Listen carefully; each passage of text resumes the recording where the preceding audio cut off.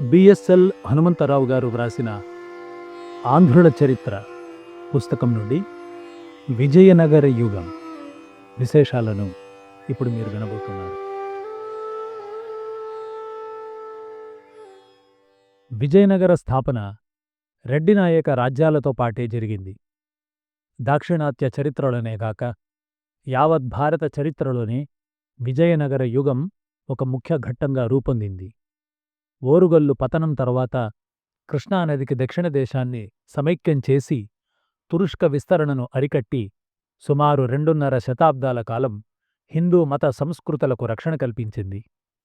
దక్షిణ దేశంలో హిందూ సంస్థలు స్వచ్ఛంగా ఉండడానికి కారణం కావడమే కాక దేశవ్యాప్తమైన హిందూ పునర్జీవానికి ప్రోత్సాహం సమకూర్చింది. బహమనీయులతో ఎడతెగని పోరాటాలు సాగించినందున సుల్తానుల దృష్టి దక్షిణాపథ రాజకీయాల్లోనే లగ్నమై ఢిల్లీ సామ్రాజ్య పతన కాలంలో వారు ఉత్తరంగా విస్తరించే అవకాశం లేకుండా చేసింది. బహమనీయులు ఢిల్లీని ఆక్రమించి ఉంటే భారత చరిత్రలో మొఘల్ యుగం అనుమానాస్పదమై ఉండేది. ఈ విధంగా విజయనగరం మధ్యయుగ రాజకీయాల్లో కీలక పాత్ర నిర్వహించింది. విజయనగరాధీశులు సంస్కృతి ప్రియులై సంస్కృతాన్ని, దక్షిణాత్య భాషా సారస్వతాలను పోషించినారు. ముఖ్యంగా విజయనగరం ఆంధ్రులు గర్వించదగిన కాలం. ఈ కాలంలో ఆంధ్ర సంస్కృతి దాక్షిణాత్య ప్రజలందరి ఆదరణ పొందింది. ఆంధ్రభాషా కవులు విజయనగర ఆస్థాన కవులైనారు. ఆంధ్ర శిల్పరీతి, సంగీతం దాక్షిణాత్యులందరికీ ఆదర్శములైనాయి. దక్షిణ దేశమంతటా తెలుగువారి రాజకీయ సాంస్కృతిక స్థావరాలు ఏర్పడినాయి. అయితే విజయనగరాధీశులు ఆంధ్రదేశ సమైక్యాన్ని సాధించలేకపోయినారు. వారి అధికారం చాలా వరకు కృష్ణానది దక్షిణ ప్రాంతానికి మాత్రం పరిమితమయ్యింది. ముసునూరు, పద్మనాయక రాజ్యాలు అస్తమించిన తరువాత తెలంగాణం బహమనీయులు ఆక్రమించినారు. రెడ్డి రాజ్యాల పతనంతో ఉత్తరాంధ్రం గజపతులకు, బహమనీయులకు జరిగిన యుద్ధాలకు రంగస్థలమై తీరని బాధలను అనుభవించింది. విజయనగర స్థాపన విజయనగర స్థాపన గురించి విభిన్న సిద్ధాంతాలున్నాయి. విజయనగర వైభవాన్ని వెలుగులోనికి తెచ్చిన రాబర్ట్ సూయల్ తన విస్మృత విజయనగర సామ్రాజ్యం అనే గ్రంథంలో స్థానిక, విదేశీ రచనలను పరిశీలించి విజయనగర స్థాపనను గురించి 7 సంప్రదాయాలను పేర్కొన్నాడు. అయితే ఇవి కట్టుకథలతో నిండి ఉన్నాయని, వీనిని సవిమర్శకంగా పరిశీలించి నిగ్గుతేల్చినప్పుడే యథార్థ వృత్తాంతాన్ని సాధింపగలమని ఆయన సూచించాడు.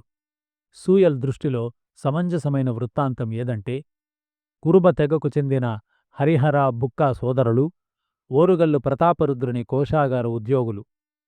క్రీస్తు శకం 1323లో ఓరుగల్లును ఢిల్లీ సుల్తాన్ ఆక్రమించడంతో వారు ఆనేగొంది రాజును ఆశ్రయించి ఉద్యోగాల్లో చేరినారు. 1334లో ఆనేగొందిని సుల్తాన్ ఆక్రమించి మాలిక్ని అచట తన ప్రతినిధిగా నియమించినాడు. కాని ప్రజలు అతనిపై తిరుగుబాటు చేయగా సుల్తాన్ స్థానిక హిందువులనే రాజు, మంత్రులుగా నియమించినాడు. వారే హరిహర, బుక్కా సోదరుడు. ఈ నిర్ణయాన్ని శ్రీ కృష్ణస్వామి అయ్యంగారు, హెచ్ కృష్ణశాస్త్రి, పిబి దేశాయి మొదలైన పండితులు తిరస్కరించి హరిహర సోదరులు మూడో బళ్ళాలుని ఆస్థాన ఉద్యోగులని, అందుచేత వారు కన్నడిగులని సిద్ధాంతీకరించినారు. వారి సిద్ధాంతసారం ఇలా ఉంటుంది. సంగమునికి 5 కొడుకులు: హరిహర, బుక్క, కంపన, మారప, ముద్దప. ఈ 5 మంది మూడో బళ్ళాలుని కొలువులోనివారు. 1327-28 మధ్యకాలంలో ఢిల్లీ సుల్తాన్ దోరసముద్రాన్ని ధ్వంసం చెయ్యగా మూడో బల్లాళుడు తన రాజ్యం ఉత్తర సరిహద్దు రక్షణకు కేంద్రంగా హొసపట్టణం లేదా విరూపాక్షి పట్టణంను నిర్మించి ఆ సరిహద్దు భూముల్లో సేనాపతులుగా హరిహర, బుక్కా సోదరులను నియమించాడు. తాను దక్షిణాన ఉన్న తిరువణ్ణామలై రాజధాని చేసుకున్నాడు. హొసపట్టణమే విజయనగరం అయ్యింది. బళ్ళాలుడు దూరంగా ఉన్నందున హరిహరుడు బలపడి అతడు మరణించిన అనంతరం స్వతంత్రించినాడు. విజయనగరం కర్ణాటకంలో ఉంది. శ్రీనాథుని వంటి తెలుగు కవులు సైతం విజయనగరాన్ని కన్నడ రాజ్యలక్ష్మి అని, దేవరాయల్ని కర్ణాటక క్షితిపాల అని సంబోధించినారు. సంగములు కన్నడ బిరుదులు ధరించినారు. కన్నడ భాషను పోషించినారు. అందుచేత విజయనగర స్థాపకులైన సంగములు కన్నడిగులే. సంస్కృత, కర్ణాటక, ఆంధ్ర భాషల్లోని స్థానిక చరిత్రలు, బార్నీ, ఇస్లామీ వంటి ముస్లిం చారిత్రక రచనలు, పాశ్చాత్య వర్తకుడైన న్యూనిజ్ వ్రాతలు, శాసనస్థములైన సమాచారములు సమన్వయం చేసి డాక్టర్ నేలటూరి వెంకటరమణయ్య గారు పై సిద్ధాంతాన్ని పూర్వపక్షం చేస్తూ హరిహర సోదరులు ఆంధ్రులని నిరూపించే ప్రయత్నం చేసినారు. హొసపట్టణంలో గాని విజయనగరంలో గాని హరిహరాదులకు 1336కు పూర్వం సంబంధం ఉన్నదనడానికి సాక్ష్యం లేదు. విరూపాక్ష దేవాలయం వల్ల ఈ పట్టణాన్ని విరూపాక్ష పట్టణం అని కూడా అన్నారు. ఈ విరూపాక్ష దేవాలయాన్ని కంపిలరాయలు నిర్మించినట్లు శాసన ఆధారం ఉంది. దోరసముద్రాన్ని 1328లో సుల్తాన్ నిర్మూలించినాడనడం నిజం కాదు. తిరుగుబాటుదారైన బహవుద్దీన్ను మూడో బళ్ళాలుడు సుల్తానుకు అప్పగించి సంధి చేసుకున్నట్టు ముస్లిం చరిత్రల వల్ల తెలుస్తుంది. కాబట్టి దోరసముద్రాన్ని ధ్వంసం చేయవలసిన అవసరం సుల్తానుకు లేదు. అదీగాక బళ్ళాలుడు దోరసముద్రం నుండియే పాలించినట్లు 1329–40 మధ్యకాలంలోని అతని శాసనాలు సూచిస్తూ ఉన్నాయి. 1327–28లో కంపిలి రాజ్యాన్ని సుల్తాన్ ఢిల్లీ సామ్రాజ్యంలో కలిపినాడు. అందుచే ఆ ప్రాంతంలో బళ్ళాలుడు నగరాన్ని నిర్మించే అవకాశం లేదు. బళ్ళాలుని శాసనాలు చాలా దొరికినాయి. వానిలో అతడు హొసపట్టణాన్ని నిర్మించిన వృత్తాంతం కనిపించదు. మల్లెనాడు ప్రాంతంలో హరిహరుని సోదరులైన మారప్ప, ముద్దప్పలు పాలించినట్లు శాసనాలు ఉన్నమాట వాస్తవమే. కాని ఈ శాసనాలు క్రీస్తు శకం 1352 ప్రాంతానివి. అదీగాక మల్లెనాడు ప్రాంతం మూడో బళ్ళాలుని రాజ్యాంతర్భాగమని చెప్పే సాక్ష్యం లేదు. హరిహర సోదరులు బళ్ళాలుని ఆస్థాన ఉద్యోగులనడానికి ఆధారం కనిపించదు.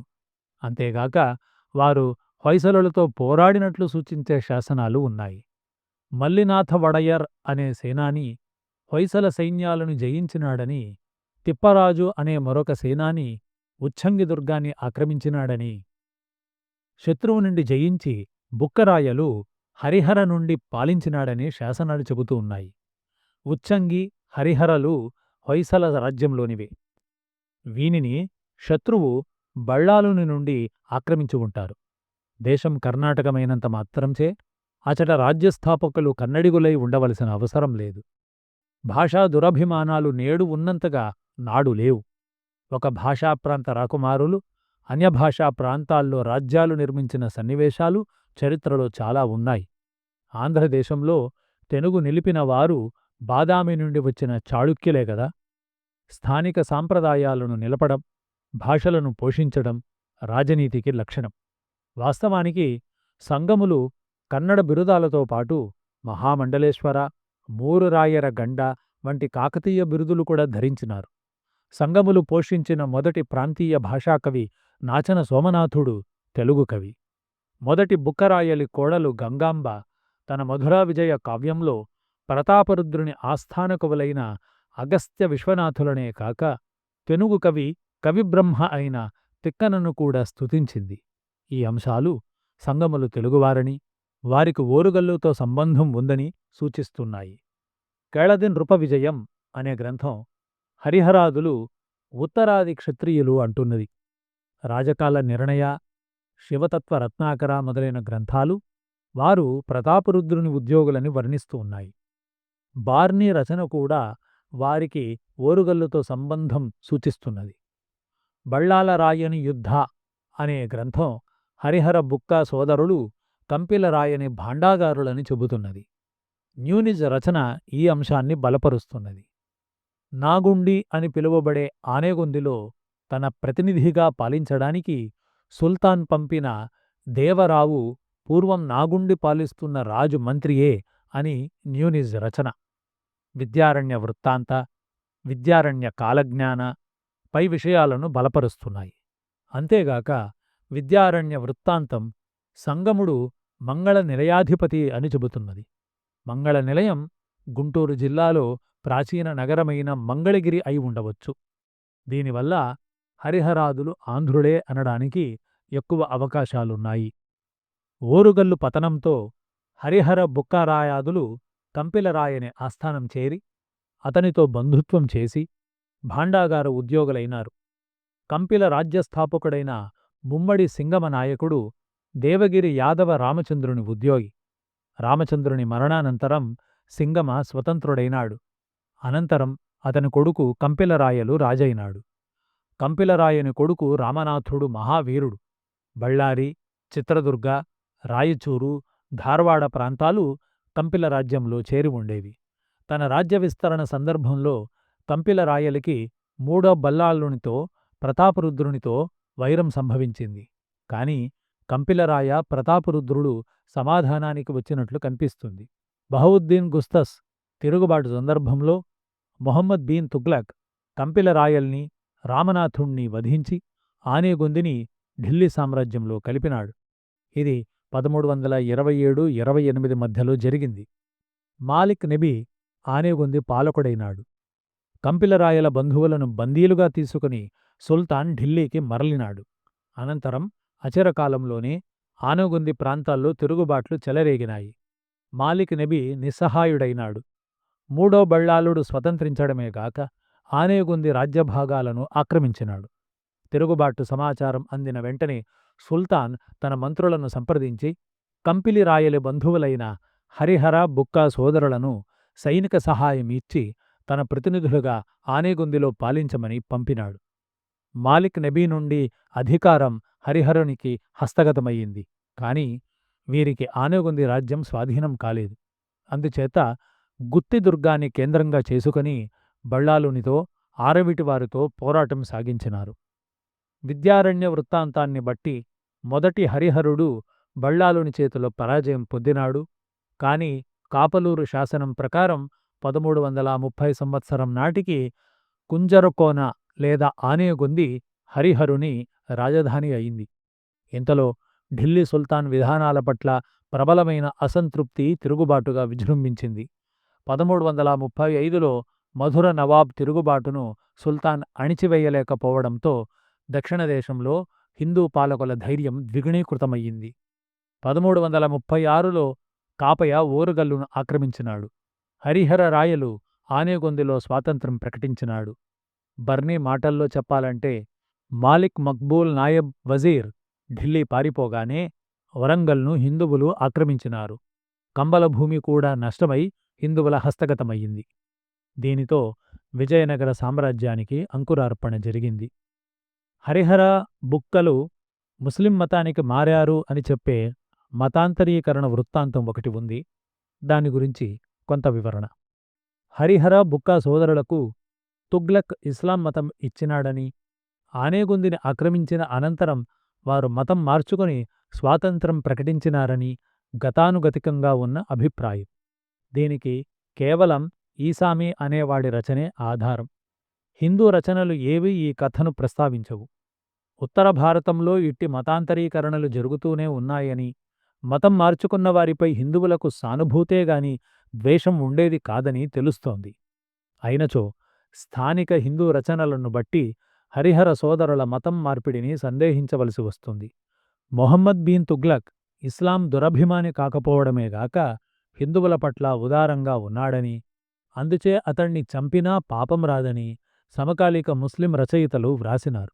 అట్టి తుగ్లక్ హరిహర సోదరులకు నిర్బంధంగా ఇస్లాం ఇచ్చినాడనడం నమ్మశక్యం కాని విషయం. అదీగాక స్థానికులను పంపడం ద్వారా ఆనేగొందిలో తన అధికారాన్ని, శాంతి భద్రతలను కాపాడాలనే ఆశయంతో హరిహర సోదరులను పంపినాడు గదా. అయినచో వారికి ఇస్లాం ఇవ్వడం వల్ల సుల్తాన్ ఆశయానికే భంగం వాటిల్లుతుంది గదా. నాటి ముస్లిం రచయితలు ఇస్లాం ఘనతను వెర్రిగా నమ్మినవారు. దేశంలోని ప్రజలంతా ఇస్లాం స్వీకరించాలని, సుల్తాన్ అందుకు సహాయపడాలని, ముస్లింలను మాత్రమే ఆదరించాలని వారి ఆకాంక్ష.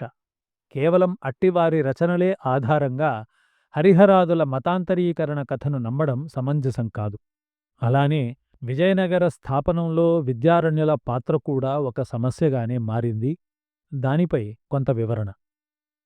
విజయనగర స్థాపనలో హరిహర సోదరులకు విద్యారణ్యుల సహాయం లభించిందని, అతని సలహాపైనే విద్యానగరం నిర్మింపగా అదే విజయనగరం అయిందని స్థానిక చరిత్రల సంప్రదాయాన్ని చరిత్రకారులు విశ్వసిస్తున్నారు. న్యూనిజ్ రచనలో సైతం విద్యాజున అనే ప్రసక్తి ఉంది. విద్యారణ్యుల జీవితాంశాలను గురించి చాలా తర్జనభర్జనలు ఉన్నాయి. స్థానిక చరిత్రలలోని వృత్తాంతాల్లోనూ, శాసన విషయాలలోనూ ఉన్న పరస్పర వైరుధ్యాలే అందుకు కారణం. విజయనగర రాజ్యస్థాపన కాలంలో విద్యారణ్యులు శృంగేరి పీఠాధిపతి అని స్థానిక చరిత్రలు చెబుతున్నాయి. కాని శాసనాల ప్రకారం కనీసం 1376వ సంవత్సరం వరకు కూడా భారతీ తీర్థులు శృంగేరి పీఠాధిపతి అని స్పష్టమవుతున్నది.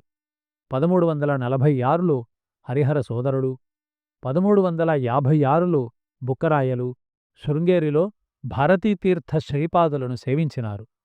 వారణాసిలో ఉంటున్న విద్యారణ్యులను దక్షిణాదికి రప్పించవలసిందిగా 1356లో బుక్కరాయలు భారతీతీర్థులను కోరినట్లు సైతం శాసన సాక్ష్యం ఉంది.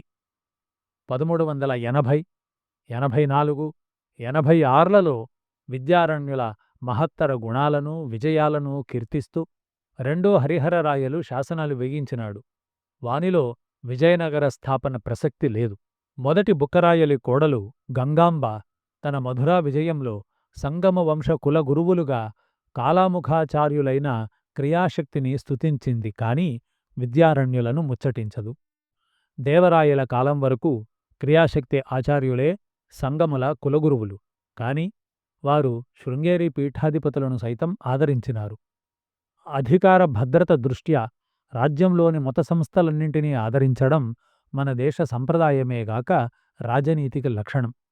గంగాంబ విజయనగరాన్ని 3 మార్లు ప్రస్తావించింది కాని విద్యానగర ప్రసక్తి ఆ గ్రంథంలో లేదు. విజయనగర స్థాపనకు కారకుడే అయితే విద్యారణ్యులను మధురా విజయంలో ప్రస్తావించకపోవడం చాలా ఆశ్చర్యకరమైన విషయం. ఈ అంశాల వల్ల విజయనగర స్థాపనలో విద్యారణ్యులకు జోక్యం లేదని స్పష్టమవుతున్నది. అయితే కొన్ని శాసనాల్లో విద్యారణ్య, విద్యానగర ప్రస్తావన లేకపోలేదు. కాని ఈ శాసనాల స్వచ్ఛతను ఫ్లీట్, రెయిన్, హీరాన్, నరసింహాచారి, గోపీనాథరావు వంటి పండితులు సందేహిస్తున్నారు. చివరి సంగమ వంశరాజుల బలహీనతను అవకాశంగా తీసుకొని శృంగేరి పీఠాధిపతులు ఈ గాథలను సృష్టించి ప్రచారం చేసినారనే హీరాన్ అభిప్రాయం సమంజసమని చెప్పవచ్చు. ఇస్లాం మతానికి వ్యతిరేకంగా విజయనగర స్థాపనకు హిందూ మత ప్రాశస్త్యాన్ని ఇస్తున్నందున ఈ గాథ జాతీయ చరిత్రకారులకు అంగీకారయోగ్యమయ్యింది. ఇప్పుడు విజయనగర నిర్మాణం గురించి కొన్ని మాటలు. స్వాతంత్ర ప్రకటన తరువాత కొంతకాలం హరిహరునికి ఆనేగుందియే రాజధానిగా ఉంది. నాటి రాజకీయ పరిస్థితుల్లో అది సురక్షిత ప్రదేశం కాదని, తుంగభద్ర నది దక్షిణ తీరంలో కొత్త నగరం నిర్మించి బహుశా సుల్తానుపైన, బళ్ళాలునిపైన తమ విజయాలకు సూచనగా విజయనగరం అని పేరు పెట్టినారు. బుక్కరాయల పర్యవేక్షణలో నగర నిర్మాణం 1343వ సంవత్సరం నాటికి పూర్తికాగా రాజధానిని ఆనేగొంది నుండి అచ్చటికి మార్చడమయ్యింది. కాని 1347 నాటి మారప శాసనం హస్తినీ మహానగరాన్ని హరిహరుని రాజధానిగా పేర్కొంటోంది. హస్తినీ మహానగరమంటే ఆనేగొంది. విజయనగరాన్ని నిసర్గరక్షణలలో అభేద్యమైన దుర్గంగా నిర్మించినారు. నగరానికి పూర్వ, పశ్చిమ దిశల్లో పర్వత పంక్తులు ఉన్నాయి. దక్షిణ దిక్కున రామదుర్గమనే గుట్టలు, ఉత్తరాన తుంగభద్ర నది ఉన్నందున విజయనగరం గిరిదుర్గంగా రూపొందింది. పట్టణం చుట్టూ 7 శిలా ప్రాకారాలను నిర్మించినారు. కొండల మధ్య ఉండే స్థలాన్ని బలమైన రాతి గోడలతో పూడ్చగా ఆ ప్రాకారాలు ఏర్పడినాయి. దక్షిణ, నైరుతి దిక్కుల నుండి మాత్రమే శత్రువులు నగరంలో ప్రవేశించడానికి వీలు ఉండేది. అందుచే నైరుతి దిశలో 4 చదరపు మైళ్ల వైశాల్యం ఉన్న పెద్ద చెరువు తవ్వించి చెరువు కట్టలను కోటగోడలుగా నిర్మించినారు. దక్షిణ దిశలో ఒక కోటను కట్టి దాన్ని నగరంలోని పర్వత పంక్తులతో కలిపినారు. సప్త ప్రాకారాల లోపల ఒక గుట్టమీద రాజమందిరం, టంకశాల, సేనాధిపతి నివాసం ఉండేవి. మొత్తం మీద విజయనగరం 14 మైళ్ల పొడవు, 10 మైళ్ల వెడల్పు ఉండి సకలైశ్వర్యాలకు, సమస్త విద్యలకు ఆకరమై ప్రపంచంలో సాటిలేనిదనే కీర్తిని ఆర్జించింది. విజయనగర యుగ విశేషాలు. విజయనగరం కేవలం ఆంధ్ర సామ్రాజ్యం కాదు. రాజధాని నగరం కర్ణాటక ప్రాంతంలో ఉన్నదనడం నిర్వివాదం. పాలించిన రాజవంశాల్లో సంగమ, ఆరవిటు వంశాలు తెలుగువారు. సాళువ, తుళువ వంశస్థులు కన్నడిగులు. సంగముల జాతీయత వివాదగ్రస్తం. ప్రౌఢదేవరాయల్ని శ్రీనాథుడు దక్షిణాధీశుడని, కర్ణాటక క్షితిపాలుడని సంబోధించినాడు. తనను శ్రీకాకుళ ఆంధ్రవిష్ణువు కన్నడరాయ అని పిలిచినట్లు కృష్ణరాయలు చెప్పుకున్నాడు. అయితే విజయనగర సామ్రాజ్యంలో కన్నడ, తమిళ, మలయాళ ప్రాంతాలతో పాటు కృష్ణానదికి దక్షిణంగా సువిశాల ఆంధ్ర భూభాగం చేరి ఉండేది. రాజ్యం చివరి దశలో సైతం ఉదయగిరి, పెనుగొండ, చంద్రగిరి ప్రాంతాల్లో రాయల అధికారం చెల్లింది. అందుచేత పురాతన స్థానిక సంప్రదాయాలను మన్నిస్తూ సమకాలీక అవసరాలకు అనుగుణమైన పాలనా విధానాన్ని విజయనగరాధీశులు రూపొందించినారు. తురుష్కుల దండయాత్రల ప్రమాదం నుండి హిందూ మత సంప్రదాయాలను రక్షించడానికి బద్ధకంకణులై సంస్కృతంతో పాటు దాక్షిణాత్య భాషా సంస్కృతులను పోషించినారు. ముఖ్యంగా తెలుగు సాహిత్య సంగీతాలకు విజయనగరంలో విశేష ఆదరణ లభించింది. నాడు దక్షిణదేశం అంతటా తెలుగు అధికార భాషగా చలామణి అయినట్లు కనిపిస్తుంది. అందుచేతనే ఆంధ్ర సంస్కృతి వికాస చరిత్రలో విజయనగర యుగాన్ని స్వర్ణయుగం అని అనడం కద్దు. విజయనగర పాలనా విధానం. కేంద్ర ప్రభుత్వం మాధవాచార్యుల పరాశర మాధవీయం, ఆముక్తమాల్యద, సకల నీతి సమ్మతం వంటి నాటి గ్రంథాల్లో కనిపించే రాజనీతి చర్చలు కేవలం ఆదర్శ పరిస్థితులను సూచిస్తాయే గాని ఆచరణలో ఉన్న యథార్థ పరిస్థితుల్ని చెప్పవు. ఇక నాటి శాసనాల నుండి, న్యూనీస్ వంటి విదేశీయుల రచనల నుండి కొన్ని వివరాలు లభిస్తాయి. వీటిని బట్టి విజయనగరంలో సంప్రదాయమైన రాచరికమే అమలు జరిగినట్లు తెలుస్తుంది. అయితే నాటి పరిస్థితులను బట్టి రాష్ట్ర, సైనిక, పాలనా వ్యవస్థలను భూస్వామ్య పద్ధతులపై రూపొందించవలసిన అవసరం ఉన్నందున సనాతనమైన సమయాచారాలను, స్థానిక స్వపరిపాలనా సంస్థలను మన్నించవలసినందున నాటిది కేంద్రీకృత నిరంకుశ రాచరికం అని చెప్పలేం. రాచరికం వంశానుగతమైనప్పటికీ రాజ్యభద్రతకు, ప్రజాక్షేమానికి విరుద్ధంగా ప్రవర్తించేవారిని, అసమర్థులు, వ్యసనపరులు అయిన రాజులను తొలగించేవారు. అందుచేతనే సాళువ, తుళువ ఆక్రమణలు జరిగాయి. రాజాధిరాజ, రాజపరమేశ్వర వంటి బిరుదుల వల్ల రాయలు రాజులకు రాజు అనేగాక దైవాంశ సంభూతుడు అనే భావన ఉన్నట్లు స్పష్టమవుతుంది.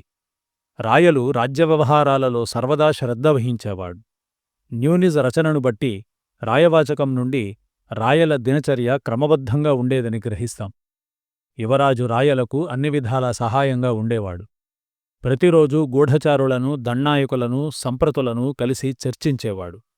తరచుగా కొలువు కూటాల్లో సమావేశాలు జరిగేవి. దేవరాయల సభాభవనం ముత్యాలశాల అని శ్రీనాథుడు వర్ణించినాడు.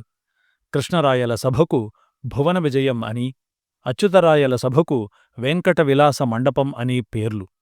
ప్రాజ్ఞుల గోష్ఠులు కూడా వీనిలోనే జరిగేవి. విజయనగర మంత్రిమండలి. రాజ్యం సప్తాంగ సమన్వితం.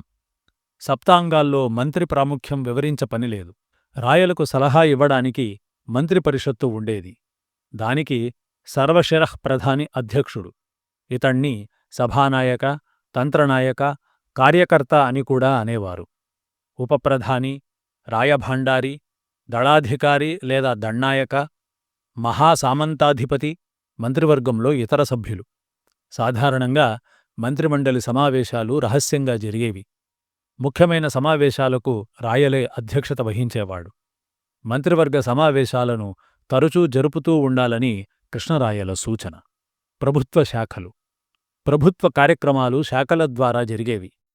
అట్టవన, కందాచార, భాండార, ధర్మాసన, సుంక వ్యవహారము మొదలైన శాఖలు ఉండేవి. వీనిని ప్రధాని, దండాయకుడు, ధర్మాసనాధికారి, భాండాగారాది మంత్రులు నిర్వహించేవారని చెప్పవచ్చు. ప్రతి శాఖలోనూ సంప్రతులు, కరణాలు ఉండేవారు. 9 మంది సంప్రతులు ఉన్నట్లు తెలుస్తున్నందున 9 శాఖలు ఉన్నట్లుగా భావించవచ్చు.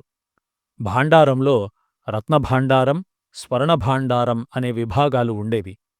సంప్రతులు సీమల, స్థలాల పొలిమేరలను గురించి, భూకామందుల గురించి, శిస్తులను గురించి చిట్టాలు తయారుచేసి ఉంచేవారు. సామ్రాజ్య ఆదాయ వ్యయాలు. ప్రభుత్వ ఆదాయ మార్గాల్లో పన్నులు, సామంతులు చెల్లించే కప్పాలు, భాండారవాడల ఆదాయం, అమరనాయకుల మామూళ్ళు, దర్శన కానుక, అధికారవర్తిని మొదలుగా సాంప్రదాయక వసూళ్లు ముఖ్యంగా పేర్కొనవచ్చు.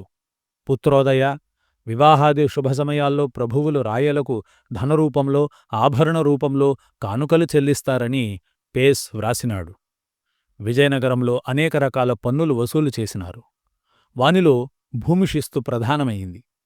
విజయనగరాధీశులు పంట పొలాల్ని సర్వే చేయించినారని, తెలుగు ప్రాంతాల్లో సర్వేను తిమ్మరుసు మంత్రి నిర్వహించినాడని తెలుస్తున్నది.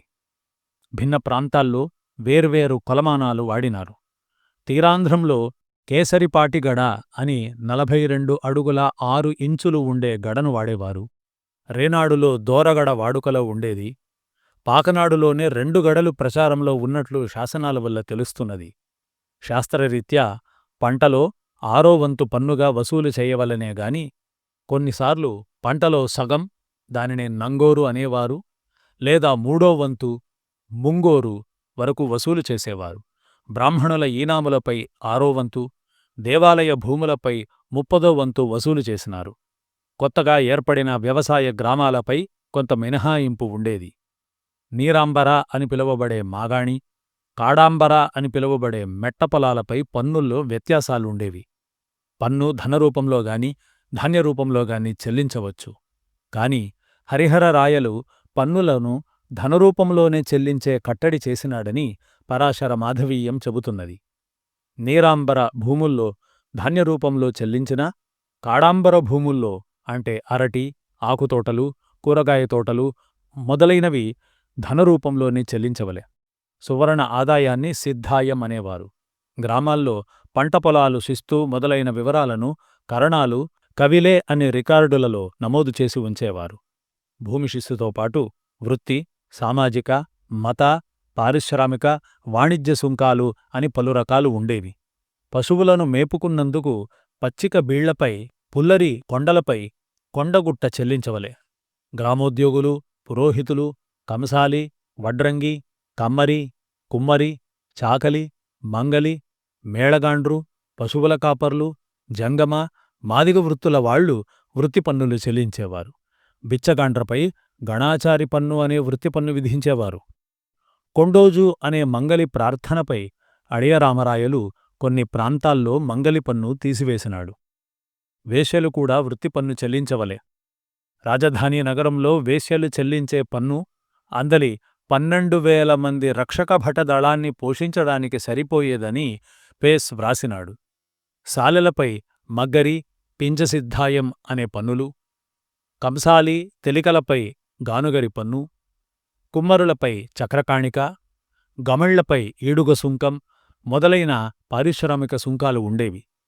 ఉప్పు కొటార్లపై ఉప్పరి సిద్ధాయం వసూలు చేసేవారు. ఇండ్లపై ఇల్లరి, నిధి నిక్షేపాలు, పశువులు, తోటలు, నీటిబుగ్గలపై సంపత్తి పన్ను ఉండేది. స్థలాదాయ, మార్గాదాయ, మామూలు ఆదాయములు అనేవి వాణిజ్య సుంకాలు. కొండవీడు వంటి వాణిజ్య కేంద్రాలలో వస్తువులపై సుంక ప్రమాణాన్ని వివరిస్తూ శాసనాలు ఉండేవి. ఎండుగడ్డి, కట్టెల వంటి వానిపై కూడా సుంకాలు ఉండేవి. వసంతగరువు, చెలివేందర, సంతలు వాణిజ్య సుంకాల వసూలు కేంద్రాలు. వేలంపాటలో సుంకందార్లు సంతల్లో సుంకం వసూలు చేసే హక్కులను కొనేవారు. నాగలాపురంలో ప్రవేశించే వస్తువులపై 42,000 పగోడాల ఆదాయం వచ్చేదని న్యూనిస్ వ్రాసినాడు. సభలు, సమావేశాలకు కూడా పన్ను చెల్లించవలె. దేవాలయ పోషణకు, అందలి ఉత్సవ నిర్వహణకు కాసువీసాలు, మహారాజ ప్రయోజనాలు అనే పన్నులు ఉండేవి. దండాయక స్వామ్యం, దుర్గస్వామ్యం, కావలి కాణిక అనేవి సైనిక పన్నులు. పెండ్లిళ్లలో ఉభయపక్షాల మీద గుడి కళ్యాణం, కళ్యాణ కానికే అనే సుంకాలు ఉండేవి.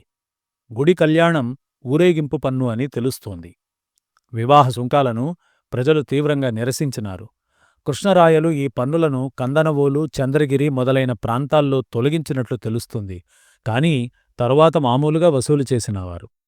ఒక శాసనంలో కళ్యాణ కానుక వసూలు చేసేవాడు తల్లికి మొగుడు అనే మాటను బట్టి ప్రజలు ఈ పన్నును ఎంత గర్హించినారో స్పష్టమవుతుంది. అట్టవనం అని పిలువబడే ఆదాయ వ్యయశాఖ గురించి కొన్ని వివరాలు. బహుశా ఇది ప్రధానమంత్రి పర్యవేక్షణలో పనిచేసేది. మహానవమితో ఆర్థిక సంవత్సరం ప్రారంభమయ్యేదని పేస్ రచనను బట్టి తెలుస్తోంది. పన్నులు వసూలు చేయడంలో పలు పద్ధతులుండేవి. కొన్ని సందర్భాలలో సుంకాధికారులను ప్రభుత్వం నియమించేది. కొన్ని చోట్ల సుంకాధికారాన్ని మధ్యవర్తులు విక్రయించుకునేవారు. మరికొన్ని చోట్ల స్థానిక సంస్థలు, అమరనాయకులు పన్నులు వసూలు చేసేవారు. దక్షిణ భారతదేశంలో పన్నుల భారంతోనూ, సుంకాధికారుల దౌర్జన్యాలతోనూ ప్రజలు కుంగిపోతున్నారన్న పేస్, న్యూనిజ్ రచనల్లో సత్యం లేకపోలేదని పై వివరణ రుజువు చేస్తున్నది. పన్నులు చెల్లించడానికై చేసిన అప్పులు చెల్లించలేక రైతులు భూములు అమ్ముకోవడం, భూములు వదిలి వలసపోవడం వంటి సంఘటనలు నాటి కైఫియత్తుల్లో విస్తారంగా కనిపిస్తాయి. ఈ సమాచారాన్ని శాసనాలు బలపరుస్తున్నాయి. మాచుపల్లి కైఫియత్తును అనుసరించి పన్ను చెల్లించని రైతుల స్త్రీ స్తనాలకు సంబెట గురవరాజు అనే ఉద్యోగి చెడతలు పట్టించి బాధించినట్లు తెలుస్తుంది. కృష్ణరాయల కాలంలో కొండవీడులో బాచమరుసు అనేవాడు దౌష్ట్యంతో వ్యవహరించినాడట. సుంకాధికారుల పన్నులతో బాటు సొంతానికి కట్నాలను కూడా వసూలు చేసేవారు. పన్నులు చెల్లించలేక తంజావూరును విడిచి వెళ్లడానికి పంచాణం వారు నిశ్చయించగా వారిపై కానిక, తలారి కానిక మొదలైన పన్నులను చిన్నప్ప నాయకుడు మినహాయించినాడట. తమిళ మండలంలో పన్నుల భారానికి వ్యతిరేకంగా వలంగై, ఇళంగై తెగలు సహాయ నిరాకరణ ఉద్యమం సాగించడమే కాక ప్రభుత్వానికి తాము ఎంత చెల్లించేది తామే నిర్ణయించుకున్నట్లు శాసన సాక్ష్యం లభిస్తున్నది. పన్నులు వసూలు చేయడంలో ఉద్యోగులు క్రూరంగా ప్రవర్తించేవారు అనడానికి ఆముక్తమాల్యదలో ఉన్న పద్యం చక్కని నిదర్శనం. విజయనగర రాజ్యపు మొత్తం ఆదాయం ఎంతో నిర్ధారణగా చెప్పలేము. స్థానిక చరిత్రల సమాచారం ఆధారంగా లూయి రైస్ 81 కోట్ల రూపాయలని అంచనా వేసినాడు. కాని అది అతిశయోక్తిగా కనిపిస్తుంది. కర్ణాటక రాజకాల సవిస్తర చరిత్ర అనే ప్రాచీన గ్రంథం ప్రకారం తూర్పు కన్నడ ప్రాంతాల నుండి కృష్ణరాయల ఆదాయం 3 కోట్ల రూపాయలు. వర్తమా అనే పాశ్చాత్య బాటసారి రాయలను భారతదేశంలోని రాజులందరిలో ఐశ్వర్యవంతుడని, అతని ఆదాయం రోజుకు 12,000 అని వ్రాసినాడు. బుర్హాన్ ఇమాసిర్ను బట్టి సదాశివరాయలి ఆదాయం 12 కోట్ల హొన్నులు. ఈ విధంగా ఆదాయ ప్రమాణం నిర్దుష్టంగా తెలియనట్లుగానే రాయల ఖర్చుల పద్దులు కూడా స్పష్టంగా తెలియవు. విజయనగరంలో ఉద్యోగులకు ఈనాములిచ్చే ఆచారం ఉంది. ప్రభుత్వం నిర్వహించే క్రమబద్ధమైన న్యాయస్థానాలు లేవు. గ్రామాల్లో రక్షకభటులకు, ఇతర ఉద్యోగులకు గ్రామస్థులే వరుమానాలు చెల్లించేవారు. విద్యా, వైద్య సదుపాయాలకు ప్రయోగకర సంస్థలు స్థాపించి ప్రభుత్వం నిర్వహించలేదు. అయితే ఆదాయం అంతఃపుర ఖర్చులకు, సైన్య పోషణకు, దేవాలయాది భవన నిర్మాణానికి, తటాకాది నీటిపారుదల సౌకర్యాలకు, కళాసాహిత్య పోషణకు, దానధర్మాలకు వినియోగమయ్యేది. రాయలు తన ఆదాయమైన 60 లక్షలలో 25 లక్షలు మాత్రం సొంతానికి వినియోగించి మిగిలిన మొత్తంతో గుర్రాలు, ఏనుగులు కొనేవాడని న్యూనిజ్ వ్రాసినాడు. కాబట్టి ఆదాయంలో అధిక భాగం సైనిక పోషణకు ఖర్చయ్యేది. నాటి పరిస్థితుల్లో ఇది తప్పనిసరి అని చెప్పనక్కరలేదు. ఇక రాయల అంతఃపురం అత్యంత వైభవోపేతంగా ఉండేదని బాటసారులు వర్ణించినారు. ఆదాయంలో 5వ వంతు దేవాలయ నిర్మాణ నిర్వహణలకు వినియోగించినారు. ఖర్చుపోను ప్రతి సంవత్సరం 1 కోటి పణాలు భండారంలో రాయలు నిల్వ చేసేవాడని పేస్ వ్రాతలను బట్టి తెలుస్తోంది. విజయనగరంలో బంగారు, వెండి, రాగి నాణ్యాలు అమలులో ఉండేవి. గద్యాణం అంటే బంగారు నాణెం. దాన్నే వరాహ అని అనేవారు. ఇది చాళుక్యుల కాలం నుండి వస్తున్న నాణెం. బహుశా వరాహ పదమే వరహా అయి ఉంటుంది. కృష్ణరాయల గద్యాణం 119.7 వడ్లగింజల ఎత్తు ఉండేది. గట్టివరహ, దొడ్డవరహ అనే ప్రత్యేక గద్యాణాలు కూడా ఇచ్చేవారు. గద్యాణంలో సగం ప్రతాప, తరువాతివి పణం, చిన్నం, ఇవన్నీ బంగారు నాణ్యాలే. ఎక్కువ వాడుకలో ఉండే నాణెం పణం. తార్ అనేది వెండి నాణెం. ఇది పణంలో 6వ వంతు. జిటలు, కాసు అనేవి రాగి నాణ్యాలు. వీని విలువ స్పష్టంగా తెలియదు. ఇవిగాక రాజ్యం పశ్చిమ ప్రాంతాల్లో పోర్చుగీస్, ఈజిప్షియన్ నాణ్యాలు వాడుకలో ఉన్నట్లు తెలుస్తోంది. దీనారం అనేది ఈజిప్షియన్ నాణెం. ప్రౌఢదేవరాయలు దీనార టంకాలతో శ్రీనాథుని తీర్థమాడించినాడు. కేంద్ర ప్రభుత్వమే కాక రాష్ట్ర పాలకులు, నగరాధిపతులు, వర్తక శ్రేష్ఠులు కూడా నాణేలు ముద్రించేవారు. ప్రతి సంస్థానానికి టంకశాల గుత్త చేసుకుని వారి వారి పేరట ముద్రలు కల్పించుతూ వచ్చిరి అని అట్టవన్న తంత్రం చెబుతున్నది. నాణేల నాణ్యతను కంసాలులు ఒరుపురాతిని ఉపయోగించి నిర్ణయించేవారు. విజయనగరంలో న్యాయ నిర్వహణ. న్యాయ నిర్వహణకు విజయనగరంలో క్రమబద్ధమైన న్యాయస్థానాలు లేవనే చెప్పవలే. సభ్యులను బట్టి 4 రకాల న్యాయస్థానాలను పరాశర మాధవీయం పేర్కొన్నది కాని అవి ఎంతవరకు ఆచరణలో ఉన్నది చెప్పలేము. నిరంకుశ రాజరికాలన్నింటిలో వలనే విజయనగరంలో కూడా రాయలే ఉన్నత న్యాయాధికారి. అతడే నేరాలను విచారించి నిందితులను శిక్షించేవాడు. అయోగ్యులకు న్యాయ నిర్వహణాధికారం ఇవ్వరాదు అని కృష్ణరాయల సూచన. కాని విజయనగరంలో రాయలకు బదులు ప్రధాని న్యాయ నిర్వహణ జరిపేవాడని రజాక్ రచన సూచిస్తున్నది. తిమ్మరుసు మంత్రికి ఉన్న ధర్మ ప్రతిపాలక బిరుదు రజాక్ సాక్ష్యాన్ని బలపరుస్తున్నది. ప్రాడ్వివాకులు, సభ్యులు రాయలకు న్యాయ నిర్వహణలో సహాయపడేవారు. రాయలు పర్యటనలో ఉన్నప్పుడు సైతం స్థానికులు అతడిని దర్శించి తమ వ్యవహారాలు నివేదించుకునే అవకాశం ఉండేది. రాష్ట్రాలలో రాష్ట్రపాలకులు, అమర నాయకులు న్యాయ నిర్వహణ జరిపేవారు. వారి తీర్పు సంతృప్తికరంగా లేనిచో రాయలకు నివేదించుకునే అవకాశం ఉంది. ఆస్తి తగాదాలకు తాత్కాలిక న్యాయస్థానాలను ఏర్పాటు చేసేవారు. వీటిని ధర్మాసనాలు అనేవారు. ఇవి సాధారణంగా ఆలయ మండపంలో సమావేశమవుతుండేవి. నిందితులని హింసించి తద్వారా నేరం ఒప్పించే ఆచారం ఉంది. ఆడుము కట్టున వేడి ఎండలో మిగుల జడియ వీపుల మీద కోపరాలెత్తి అనే పద్యాన్ని బట్టి పొగడదండలు వేసి హింసించేవారు. నేర నిరూపణకు దివ్యపరీక్షలు ఉండినట్లు నికోలే కాంటే పేర్కొన్నాడు. శిక్షలు కఠినంగా ఉండేవి. దేశద్రోహ, రాజద్రోహ నేరాలకు మరణమే శిక్ష. కృష్ణరాయల కాలంలో బహుశా నాగలాపుర తటాక నిర్మాణానికి నరబలి అవసరమైనందున మరణశిక్ష విధింపబడిన బందీలను బలి ఇచ్చినట్లు న్యూనిస్ వ్రాసినాడు. బ్రాహ్మణులకు మరణశిక్ష విధింపరాదు కాబట్టి కండ్లు పొడిచి యావజ్జీవ కారాగార శిక్ష విధించేవారు. రక్షకభట విధానం. నేర నిరోధానికి, శాంతిభద్రతల రక్షణకు ప్రభుత్వము, ప్రజలు కూడా శ్రద్ధ వహించేవారు. కాని ప్రభుత్వంలో ప్రత్యేక రక్షకభట శాఖ ఉన్నట్లు తెలియదు. గ్రామంలోని 12 ఆయగాండ్రలో తలారి ఒకడు. దొంగలను పట్టి వారు తస్కరించిన సొమ్ము రాబట్టడం, అల్లర్లు జరక్కుండా చూడడం ఈతని విధులు. ఈతనికి నెలజీతం లేదు. పంటపొలంలో ఈనాము ఇచ్చేవారు. రైతులు, వర్తకులు, పంచాణం వారి నుండి తలారి మామూలు వసూలు చేసుకునేవాడు. 10-12 గ్రామాలకు అంటే స్థలానికి కావలిగారు ఉండేవాడు. గ్రామ తలారిని స్థల కావలిగారే నియమించినట్లు తెలుస్తుంది. వీరి పై అధికారి దేశ కావలిగారు. శాసనాలలో అక్కడక్కడ నాడు కావలిగారు అనే మాట కనిపిస్తుంది. వీరిని బహుశా రాయలే నియమించేవాడు.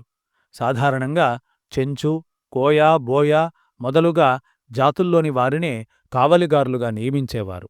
ఇది దొంగకు తాళం చెవులివ్వడం వంటి విధానం.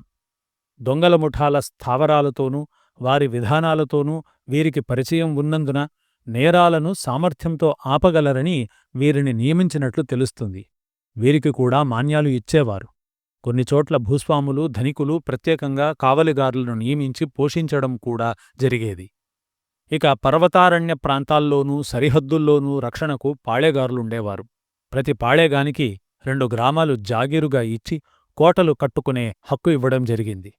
క్రమంగా పాళేగార్లు బలవంతులై విజయనగరం చివరి రోజుల్లో ఇతర భూస్వాముల వలనే పరస్పర యుద్ధాల్లో మునిగి సామ్రాజ్య శ్రేయస్సుకు ప్రమాదంగా పరిణమించినారు. రాజధాని నగరంలోనూ ఇతర ప్రధాన నగరాల్లోనూ ప్రత్యేకమైన ఏర్పాట్లు ఉండేవి. విజయనగరంలో 12,000 మంది రక్షక భటులు ఉండేవారని, ఒక్కొక్కనికి 30 పణాల జీతమని, వారి పై అధికారి కార్యాలయం టంకశాలకు ఎదురుగా ఉండేదని అబ్దుల్ రజాక్ వ్రాసినాడు. తలారులు రాత్రులలో దివిటీలు ధరించి కాపలా కాస్తూ ఉండేవారు. ప్రొద్దుపోయినదని తలారులకు వెరచి ఒక విధంబున ఆ రాత్రి యుండదలిచే అన్న నిరంకుశోపాఖ్యాన వాక్యాన్ని బట్టి కేవలం దొంగతనాలేగాక ఇతర సాంఘిక నేరాలను కూడా తలారులు అరికట్టేవారని తెలుస్తున్నది. రాష్ట్రాల్లో రాష్ట్రప్రభువులు, అమర నాయకులు శాంతిభద్రతల రక్షణకు కృషి చేసేవారు.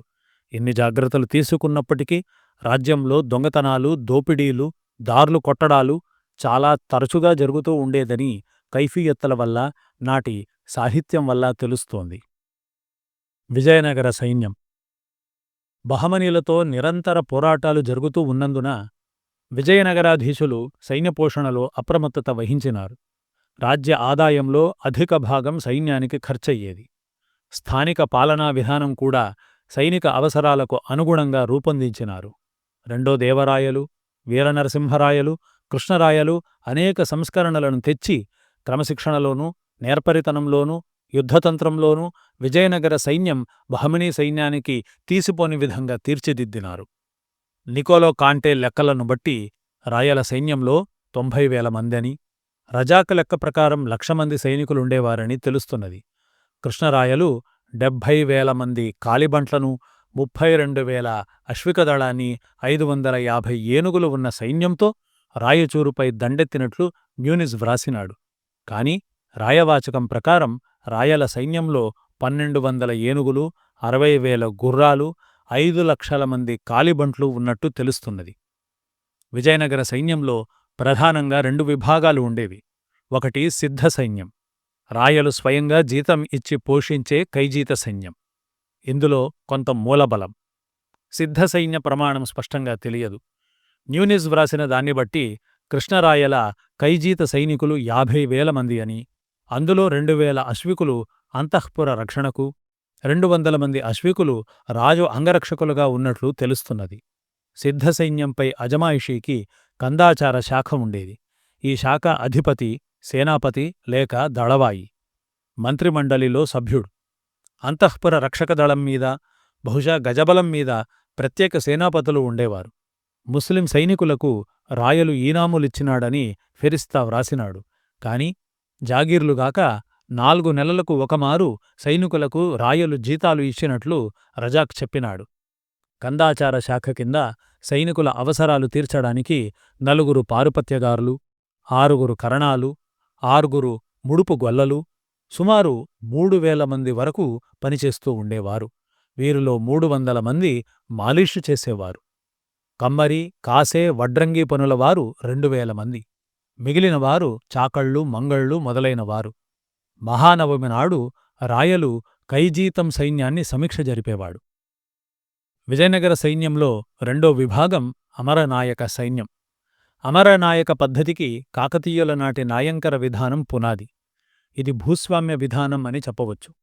రాజ్యాన్ని అమరములుగా విభజించి, కోరినప్పుడు సైన్యం సరఫరా చేసే నిబంధన మీద విశ్వాసపాత్రులైన నాయకులకు పంచి ఇవ్వడం జరిగింది.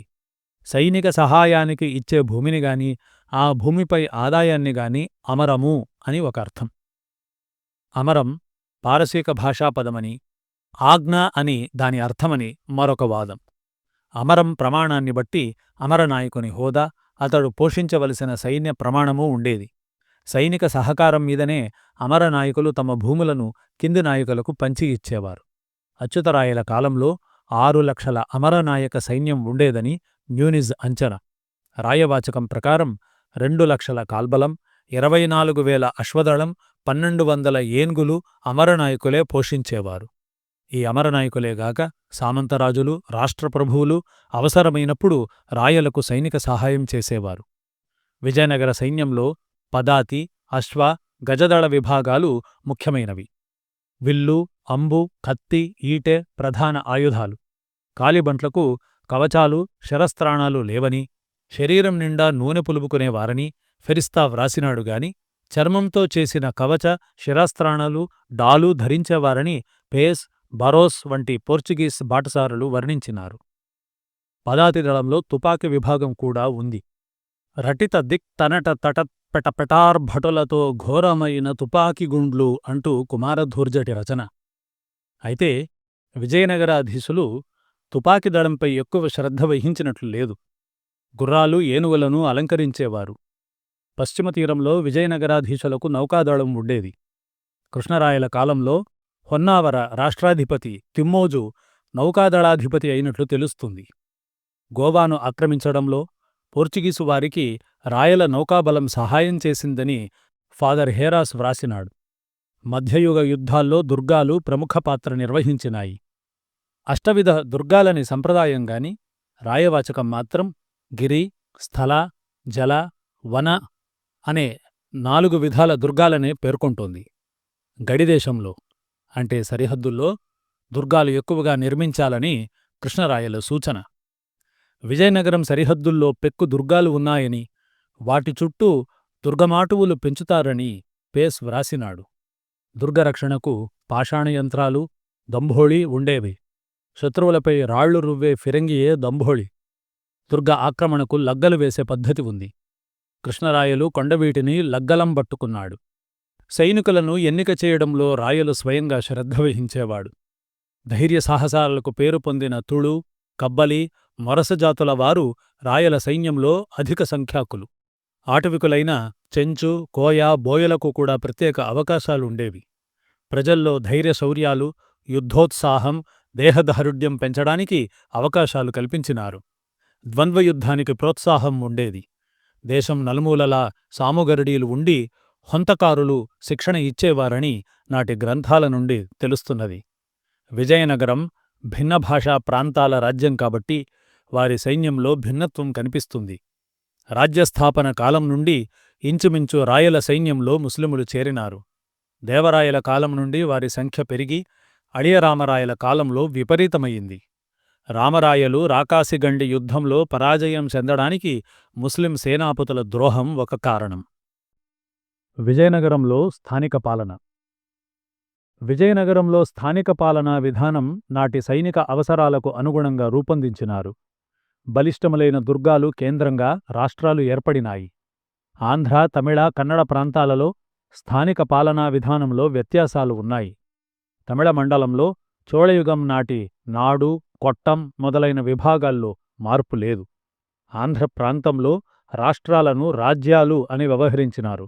పెనుగొండ, గుత్తి, కందనవోలు, శ్రీశైలం, ఉదయగిరి, చంద్రగిరి, కొండవీడు రాజ్యాలకు కేంద్రాలు. వీటిలో గండికోటను కూడా చేర్చవచ్చు. పర్వతనాయకుడు గండికోట రాజధానిగా సిరివొళ్ళ, సిద్ధవట, సకిలి, పొత్తపినాడు రాజ్యాలను పాలించినాడని స్థానిక చరిత్రలు చెబుతూ ఉన్నాయి. అచ్యుతరాయల కాలంలో సామ్రాజ్యంలో మొత్తం 17 రాజ్యాలు ఉన్నట్లు శాసనాల వల్ల తెలుస్తుంది. దుర్గదణ్ణాయకుడు రాజ్యంపై అధికారి. సాధారణంగా వీరు రాజకుమారులు, రాజబంధువులు లేదా మాధవమంత్రి, లక్కన, తిమ్మరుసుల వంటి విశ్వాసపాత్రులైన మంత్రులు. దండాయకులుగా బ్రాహ్మణులను నియమించడంలోని రాజనీతిని కృష్ణరాయలు వివరించినాడు. సరిహద్దు రాజ్యాల దండాయకులు మినహా ఇతరులు రాజధానిలోనే ఉంటూ తమ రాష్ట్ర వ్యవహారాలను కార్యకర్తల ద్వారా నిర్వహించినారు. రాష్ట్రాల్లో కూడా ప్రధాని, కార్యకర్త, దళవాయి, సామంతాధికారి మొదలైన వారితో సలహా సంఘం ఉండేది. దండాయకులకు నాణేలు ముద్రించడం, పన్నులు మినహాయించడం, కొత్త పన్నులు విధించడం వంటి అధికారాలు ఉండేవి. దుర్గదణ్ణాయక నివర్తన అనే పన్నులు వీరు వసూలు చేసినట్లు తెలుస్తుంది. దండాయకుడు తన రాబడిలో కొంత రాయలకు చెల్లిస్తూ తనకు నిర్దేశితమైన సైన్యాన్ని పోషించవలే. ఉదయగిరి దండాయకుని ఆదాయం 8 లక్షలు. అందులో 3 లక్షలు రాయలకు చెల్లించేవాడు. 25,000 కాల్బలాన్ని, 1,500 అశ్వదళాన్ని, 40 ఏనుగులను పోషించేవాడని న్యూనిస్ వ్రాసినాడు. దండాయకులను ఒక దుర్గం నుండి మరొక దుర్గానికి తరచూ మారుస్తూ ఉండేవారు. శాసనాల్లో చావడి, కరణాలు అనే మాటలు తరచూ కనిపిస్తాయి. చావడి అనేది దండాయకుని కార్యస్థానం, కరణాలు అందులోని గుమాస్తాలు అని భావించవచ్చు. దీన్ని బట్టి రాష్ట్ర వ్యవహారాలు నిర్వహించడానికి ఒక ఉద్యోగి బృందం ఉండేదని తెలుస్తుంది. అమరనాయక వ్యవస్థ స్థానిక పాలనా విధానంలో అంతర్భాగంగా ఉండేది. ఈ వ్యవస్థను అనుసరించి రాజ్యంలోని భూమి సమస్తానికి రాయలు యజమాని. ఆ భూమిని అమరాలుగా విభజించి సైన్య సహాయం చేసే షరతు మీద నాయకులకు రాయలు పంచేవాడు. ఇవి పొందినవారే అమరనాయకులు. పోర్చుగీసు వారి రచనలను బట్టి 200 మంది అమరనాయకులు ఉన్నట్లు తెలుస్తుంది. అమరనాయకులు తమ భూములను తమ కింది నాయకులకు పంచేవారు. కొన్ని వ్యత్యాసాలు ఉన్నప్పటికీ భూస్వామ్య, అమరనాయక విధానాలకు పోలికలు ఉన్నాయి. భూమిలో హక్కులు, సైనిక సహాయం అనేవి రెండింటికీ సమాన లక్షణం. అమరగ్రామాల మీద దండాయకులకు అధికారం లేదు. దండాయకుడు రాయల ప్రతినిధి. అమరనాయకుడు రాయల సైనిక సామంతుడు. అమరం ప్రమాణాన్ని బట్టి అమరనాయకుని హోదా ఉండేది. అమరనాయకుడు ప్రతి సంవత్సరం రాయలకు కప్పం చెల్లించవలె. అంతేగాక కొన్ని సందర్భాలలో, ముఖ్యంగా సంవత్సరాది రోజున రాయలకు మామూళ్ళు, కానుకలు సమర్పించవలె. మామూళ్లలో భోజన పదార్థాలు కూడా ఉండేవి. తనకు నిర్ణీతమైన సైన్యాన్ని పోషించి రాయలకు సహాయం చేయవలె. తన అమరంలో శాంతిభద్రతల రక్షణకు అతడే బాధ్యుడు. అడవులను ఛేదించి వ్యవసాయాభివృద్ధికి పాటుపడవలె. అమరనాయకులు కూడా రాజధానిలోనే ఉండేవారు. తన్నాయకుల కంటే వీరి స్వాతంత్ర్యం ఎక్కువని చెప్పవచ్చు. వీరిని ఒక అమరం నుండి మరొక దానికి మార్చరు. అయితే విధి నిర్వహణలో ప్రమత్తులైన వారిని రాయలు శిక్షించవచ్చు లేదా తొలగించవచ్చు. రాకాసిగండి యుద్ధం వరకు అమరనాయకుల్లో వారసత్వ హక్కు ఏర్పడలేదు. రాజ్యంలో ముఖ్య విభాగం సీమ. పారుపత్తేగారు సీమపై అధికారి. రాయసంవారు, అవసరికులు, రాజకరణాలు అనే మాటలు కనిపిస్తున్నాయి గాని వీరు సీమల్లో ఉద్యోగులని స్పష్టంగా చెప్పలేం. పారుపత్యగారు సీమ ఆదాయ వ్యయాలపై శ్రద్ధ వహించేవాడు. రైతులకు పట్టాలివ్వడం, పన్నులు మినహాయించడం, కొత్త పన్నులు విధించడం, సంతలు ఏర్పాటు చేయడం ఇతని అధికారాలు. సీమను స్థలాలుగా విభజించినారు. ప్రతి స్థలంలో చావడి ఉండేది. రెడ్డి లేక గౌడ, స్థలకరణాలు ఇందలి ఉద్యోగులు. వీరికి గ్రామపాలనతో సన్నిహిత సంబంధం ఉండేది. 2-3 గ్రామాల ఉద్యోగులతో కలిసి వీరు ధర్మాసనంగా ఏర్పడి నేరస్థులను విచారించి శిక్షించేవారు. గ్రామాల్లో భాండారవాడలు, అమరగ్రామాలు, మాన్యగ్రామాలు అని 3 రకాలు ఉండేవి. అమరనాయకుల ఆధీనంలో ఉండేవి అమరగ్రామాలు. మాన్యగ్రామాలలో దేవ, బ్రాహ్మణ అగ్రహారాలు, ఉబ్బలి గ్రామాలు ఉండేవి. ప్రభుత్వానికి చేసిన సేవకు ప్రతిఫలంగా బహూకరించిన గ్రామాలు ఉబ్బలి లేదా ఉంబళి గ్రామాలు. మాన్యగ్రామాలకు నామామాత్రమైన జోడి అనే పన్ను చెల్లించేవి. బ్రాహ్మణాగ్రహారాల్లో విద్వాన్, మహాజన సభలు గ్రామపాలనను నిర్వహించేవి. భాండారవాడలు రాజక్షేత్రంలోనివి. సాధారణ గ్రామ వ్యవహారాలను 12 ఆయగాండ్రు నిర్వహించేవారు. వాస్తవానికి వీరు గ్రామసేవకులు. వీరు కరణము, రెడ్డి, తలారి, పురోహితుడు, కంసాలి, కమ్మరి, వడ్రంగి, కాసే, కుమ్మరి, చాకలి, మంగలి, మాదిగ ఇలా 12 మంది. కొన్ని గ్రామాల్లో నీర్గంటి అనేవాడు కూడా ఈ 12లో ఉండేవాడు. కరణము, రెడ్డి, తలారీకి మాత్రం ప్రభుత్వంతో, ముఖ్యంగా స్థానిక ఉద్యోగులతో సంబంధం ఉండేది. ఆయగాండ్రకు జీతాలు లేవు. భూములను అనుభవించేవారు. రైతులు పంటలో మేరా అనే పేర మామూళ్లు చెల్లించేవారు. విజయనగర ఆర్థిక పరిస్థితులు. విజయనగర రాజ్య ఆర్థిక సౌష్ఠవాన్ని రజాక్, పేస్, న్యూనిస్ వంటి విదేశీ యాత్రికులు వర్ణించినారు. సుభిక్షమైన సిరి సంపదలతో తులతూగుతున్నందునే విజయనగరం తరచూ బహమనీల దాడులకు, దోపిడీలకు గురి అయ్యింది. ప్రతి సంవత్సరం రాయలు 1,00,000 మాడలు భండారంలో భద్రపరుస్తూ ఉన్నట్లుగా పోర్చుగీసు బాటసారుల వృత్తాంతం. దేశ ఆర్థిక వనరులను పెంపొందించడంలో రాయలు శ్రద్ధ వహించేవాడు. ఆముక్తమాల్యదలో కృష్ణరాయలు ఇలా అంటాడు: దేశ సౌభాగ్యమర్థ సిద్ధికిని మూలము ఇలయొకింతయైన కుంటకాల్వలు రచించి నయము పేదకు అరికొరునను వసంగి ప్రబలజేసిన అర్థధర్మములు పెరుగు అని అంటాడు. ప్రజల్లో అధిక సంఖ్యాకులకు వ్యవసాయమే ముఖ్యవృత్తి అని చెప్పపనిలేదు. భూమి సారవంతమైనదని, వ్యవసాయం సమృద్ధిగా సాగుతున్నదని పేస్, న్యూనిజులు మెచ్చుకున్నారు. రాజులు, వారి ఉద్యోగులు తటాకాలు, కాల్వలు తవ్వించి నీటి సౌకర్యాలు కల్పించినారు. బుక్కరాయల కాలంలో పెనుగొండ దగ్గర శిరువేరు తటాకం నిర్మించినారు. సాళువ నరసింహరాయని కాలంలో అనంతపురం దగ్గర నరసాంబుధి అనే తటాకం ఏర్పడింది. కృష్ణరాయలు పోర్చుగీసు ఇంజనీర్ల సహాయంతో నాగలాపుర తటాకం నిర్మించడమే కాక పంటకాలువలు తవ్వించినాడు. కొండవీటి రాజ్యంలో కొండమరసు, తిమ్మసముద్రం, కొండ సముద్రాలను నిర్మించినాడు. ఉదయగిరి రాజ్యంలో అనంతసాగరం, కందనవోలులో సిద్ధవట తటాకం వ్యవసాయానికి ఉపయోగించేవి. తటాకాల మరమ్మతులు మొదలైన పనులకు పన్నులు వసూలు చేసేవారు. ఆలయాలు, గ్రామసభలు శ్రద్ధ వహించేవి. రాజులు సైతం కొత్త వ్యవసాయక గ్రామాలు నిర్మించి మిరాసీలను ఇచ్చి కొన్ని సంవత్సరాల పాటు పన్నులు వసూలు చేయక వ్యవసాయాభివృద్ధికి తగిన ప్రోత్సాహం ఇస్తూ ఉండేవారు. దేశమంతటా జామ, మామిడి, నిమ్మ, అరటి, కొబ్బరి, ఆకుతోటలు విస్తారమని, పండ్లు చవకగా లభిస్తాయని పేస్ వర్ణించినాడు. వరి, జొన్నలు, రాగులు, మినుములు, పెసలు, శనగలు, చెరుకు, నువ్వులు, ఆముదాలు పుష్కలంగా పండేవి. వరిధాన్యంలో తీగమల్లెలు, ఖర్జూరాలు, సంపెంగలు, రాజనాలు, కుసుమలు మొదలుగా పలు రకాలు ఉన్నట్లుగా తెలుస్తుంది. అయినా వరి అన్నం విలాసవస్తువుగానే ఉండేది. సాధారణంగా ప్రతి గ్రామంలోనూ వ్యవసాయ సంబంధాలైన పరిశ్రమలు, బెల్లం, నూనెలు తయారీల వంటివి సాగుతూ ఉండేవి. నీలిమందు చాలా చోట్ల తయారయ్యేది. అనాదిగా ఆంధ్రదేశం వస్త్ర పరిశ్రమకు పేరు పొందింది. విరామ సమయాల్లో రైతు స్త్రీలు రాట్నాలపై నూలు వడికేవారు. బట్టల నేత కూడా ప్రతి గ్రామంలోనూ సాగిందని చెప్పవచ్చు.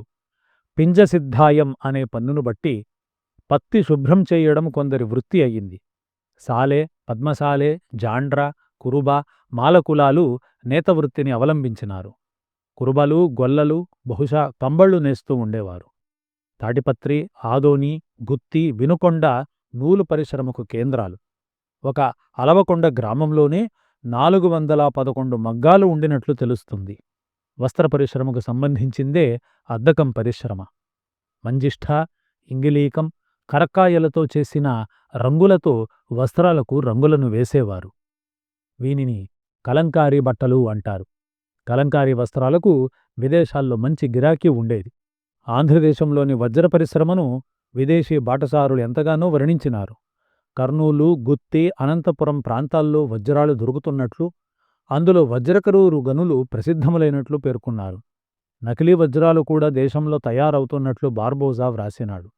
బంగారు, వెండి నగలు చెయ్యడంలో కర్ర, ఇనుము, రాగి, కంచు మొదలైన లోహాలతో వ్యవసాయపు పనిముట్లు, గృహోపకరణాలు, చవికలు, సింహాసనాలు, కీలుగుర్రాల వంటి దేవతావాహనాలు చెయ్యడంలో పంచాణం వారు సిద్ధహస్తులు. విజయనగర రాజ్యం పోషిస్తున్న సైన్యానికి సరిపడే ఆయుధాలు, కవచాలు, శిరస్త్రాణాలు స్థానికంగానే తయారయ్యేవని చెప్పవచ్చు. పన్నీరు, బుక్కాపిండి మొదలైన సుగంధ ద్రవ్యాలను తయారుచేసే గంధకారులకు ఆంధ్రదేశం ప్రసిద్ధికెక్కింది. పన్నీటిని తోలుతిత్తులలో పోసి అమ్మేవారు. నగరాలలో పూటకూటి ఇండ్లు, క్షౌరశాలలు ఏర్పడినాయి. పూటకూటి ఇండ్లకు పాలు, పెరుగు, నెయ్యి సరఫరా చేయడం గ్రామాల్లో కొందరికి వృత్తి అయింది. విజయనగరాధీశులు రాకపోకల సౌకర్యాలు కల్పించి దేశీయ విదేశీయ వాణిజ్యం పెంపొందించినారు. రేవుల్ మావుతమం గజంబులు మణిశ్రీకంఠ ముక్తాళియన్ రా వాణిజ్యము పెంచి ఏలగనగున్ అని కృష్ణరాయలు అన్నాడు. విజయనగరం నుండి రాజ్యం నలుమూలలకు రహదారులు ఉండేవి. తిరుపతి బాట, కాశీ రామేశ్వరం బాట, విజయనగరం కంచి నగరాల మధ్య బాట, అహోబలం, పోరుమామిళ్ళ, ఐనవోలు, కంభాలను కలిపే బాట, మచిలీపట్నం, కోవిలకొండ, కంపిలిని కలిపే బాటలు చాలా ముఖ్యమైనవి. ఇవి దండుబాటలుగా కూడా ఉపకరించినాయి. వీనిమీద కావళ్ళు, ఎద్దులు, గుర్రాలు, గాడిదలు, ఎడ్లబండ్లు, పల్లకీలు మొదలైనటువంటివి ప్రయాణ సాధనాలుగా ఉండేవి. పల్లకీలను బోయలు మోసేవారు. ఎడ్లను, గుర్రాలను మజిలీ స్థలాల్లో అద్దెకు ఇచ్చేవారు. లావుగల అద్దపు గుర్రపు జావడముల మీద మాత్రసంచులు గ్రాలన్ అని ఆముక్తమాల్యదలో వస్తుంది. బాటలపై చలివేందరాలు, పూటకూటి ఇండ్లు, సత్రాలు ఉండేవి. చలివేందరాలలో వనితలు సుగంధమిశ్రితమైన మంచినీటిని, నీరుమజ్జిగను ఇచ్చి దాహం తీర్చేవారని నాటి గ్రంథాల నుండి తెలుస్తుంది. వారానికోమారు బహుశా ప్రతి గ్రామంలోనూ సంత జరిగేది. స్థానిక పాలకులు ఈ సంతలను ఏర్పాటు చేసేవారు. ఊరూరి సంతకు అని ఆముక్తమాల్యదలో కూడా ఉల్లేఖన ఉంది. హంసవింశతి అనే 18వ శతాబ్దపు కావ్యం దక్షిణాపథంలోని ప్రముఖ వ్యాపార కేంద్రాల్లో ఆంధ్రదేశంలోని ఆదోని, పెనుగొండ, ఉదయగిరి, కొండవీడు, వినుకొండ, పొదిలి, దేవరకొండ, కంభం, మార్కాపురం, పోరుమామిళ్ళ, మాచర్ల, మంగళగిరి, కొండపల్లి మొదలైన వానిని పేర్కొంటుంది. రహదారులపై దోపిడీ దొంగల బెడద హెచ్చుగా ఉన్నట్లు స్థానిక చరిత్రల నుండి తెలుస్తుంది. బాటసారులను దోచుకుని అడ్డగించిన వారిని నిర్దాక్షిణ్యంగా చంపేవారు. దొంగల గుంపుల్లో బోయవారే ఎక్కువ. మాలవారు కూడా దారులు కాచి దోచుకునేవారు. ఇండ్లకు కన్నాలు వేసి దోచుకోవడం కూడా ఎక్కువగా ఉండేది. దొంగల భయానికి వర్తకులు, యాత్రికులు గుంపులుగా పయనిస్తూ ఉండేవారు. కృష్ణరాయలు సైతం ఆముక్తమాల్యదలో దొంగల పద్ధతులు, క్రూర చర్యలను వర్ణించినాడు. విదేశీ వాణిజ్యానికి రేవు పట్టణాలు కేంద్రాలు. విజయనగరంలో 300కు పైగా ఓడరేవులు ఉన్నాయని అబ్దుల్ రజాక్ వ్రాసినాడు. వీనిలో చాలా వరకు పశ్చిమ తీరంలోనివి. ఆంధ్ర ప్రాంతంలో మైలపూర్, పులికాట్, మోటుపల్లి ముఖ్యమైన రేవులు. మైలపూర్ అప్పుడప్పుడే వృద్ధిలోకి వస్తూ ఉన్నది. మోటుపల్లి కోసం కొండవీడు, విజయనగరాల మధ్య చాలా కాలం సంఘర్షణ జరిగింది. మోటుపల్లిని మొదటి దేవరాయలు ఆక్రమించి అక్కడ ధర్మశాసనం వేయించినాడు. ఇది 1416వ సంవత్సరంలో జరిగింది. కాని క్రమంగా మోటుపల్లి ప్రాముఖ్యం క్షీణించి పులికాట్ అభివృద్ధి చెందింది. పులికాట్ రేవులో ముస్లిం, హిందూ వర్తకులు అసంఖ్యాకంగా వాణిజ్యం సాగిస్తున్నారని, రాజ్యం నలుమూలల నుండి బాటల మీదుగా రకరకాల వస్తువులు అక్కడికి చేరతాయని, ముఖ్యంగా పెగు, తెనాసరిం, మలాకా, సుమాత్రా దీవులతోనూ, పశ్చిమాన మలబార్, గుజరాతులతోనూ పులికాట్ ఎక్కువగా వాణిజ్యం సాగిస్తున్నదని, తూర్పు దీవులకు ఎక్కువగా కలంకారీ చీరలను ఎగుమతి చేసి ధనం సంపాదిస్తూ ఉన్నదని, వస్త్రాలు కాక రాగి, వజ్రవైఢూర్యాలు, పాదరసం, పన్నీరు, ధాన్యం వంటి వాణిజ్య వస్తువులను బార్బోజా వ్రాసినాడు. విదేశీ వాణిజ్యం క్రమంగా అరబ్బుల నుండి పోర్చుగీసుల వశమవుతోంది. విజయనగరాధీశులు పోర్చుగీసులతో స్నేహ సంబంధాలు ఏర్పరుచుకున్నారు. తూర్పు దేశాల్లో పోర్చుగీసుల ప్రాబల్యం విజయనగరంతో పెరిగి విజయనగరంతో పాటే కూలిందని ఒక చరిత్రకారుడు వ్రాసిన దాంట్లో సత్యం లేకపోలేదు. 17వ శతాబ్దం ఆరంభానికి డచ్, ఆంగ్ల కంపెనీల రాక ప్రారంభమయ్యింది. డచ్ వారు పులికాట్లోనూ, ఆంగ్లేయులు మచిలీపట్నం, నిజాం పట్టణాలలో స్థావరాలను ఏర్పరుచుకున్నారు. పాశ్చాత్య జాతుల మధ్య పోటీ ప్రారంభమయ్యింది. దిగుమతులలో ముఖ్యమైనవి గుర్రాలు. బహ్లిక, పారశీక, షక, ఘట్ట, రట్ట, ఘొట్టాణములు అనే జాతుల గుర్రాలను సాహిత్యం పేర్కొంటోంది. ఆ మాటలను బట్టి అవి ఆయా దేశాలకు చెందిన గుర్రాలని భావించవచ్చు. పచ్చకర్పూరం, పట్టుబట్టలు, కస్తూరి, ముత్యాలు, మణులు, పారశీక వనితలు కూడా దిగుమతుల్లో ముఖ్యమైనవి.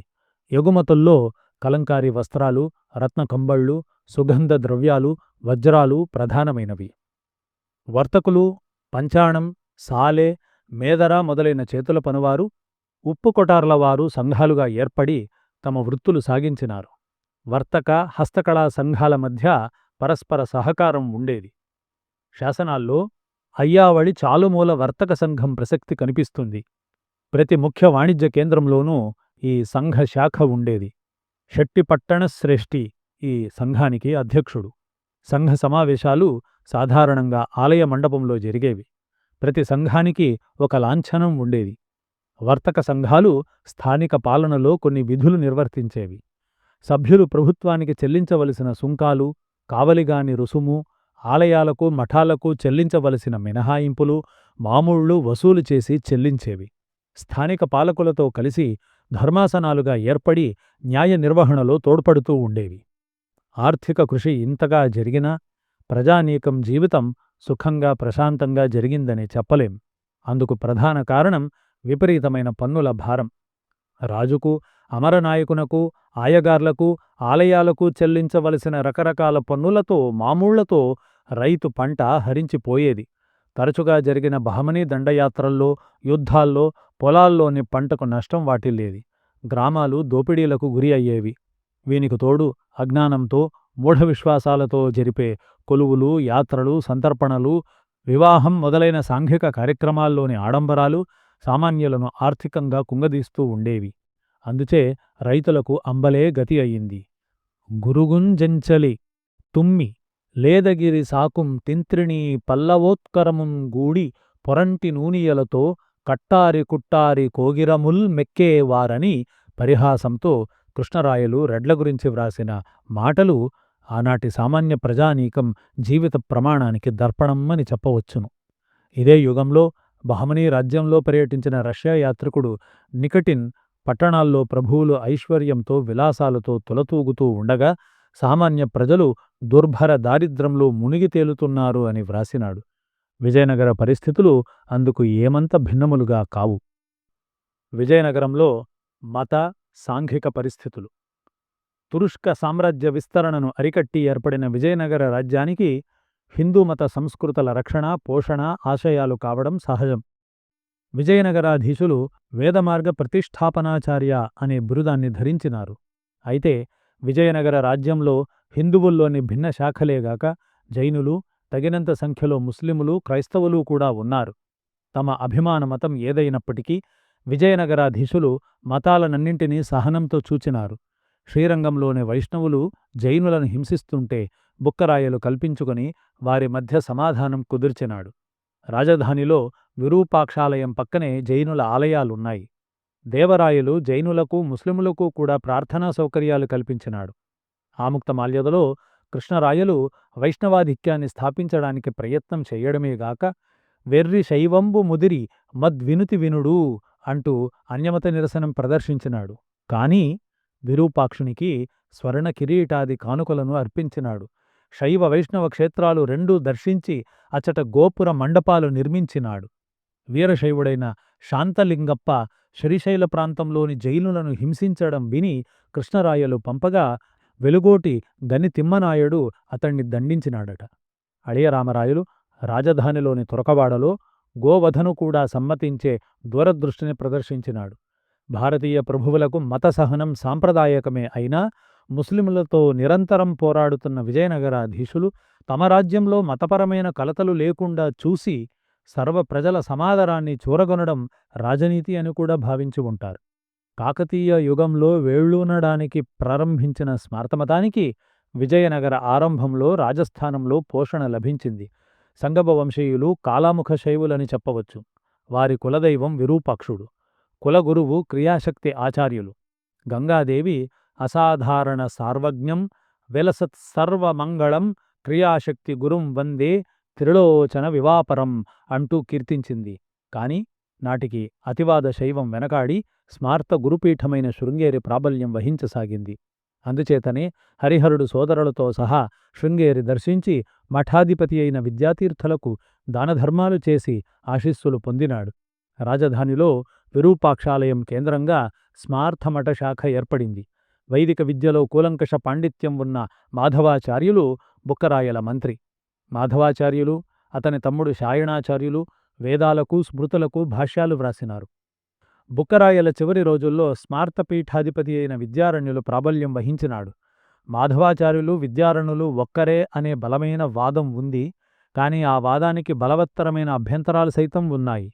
కేవలం శంకరాచార్యుల అద్వైత వేదాంత విధానమే కాక మాధవాచార్యులు కర్మమీమాంసా పద్ధతిని పునరుద్ధరించడానికి ప్రయత్నించినాడు.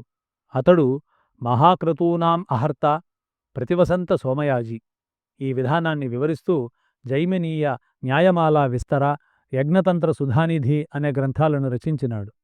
ఈ యుగ ప్రముఖ అద్వైత ప్రవర్తకులలో అప్పయ్య దీక్షితులు చివరివాడు.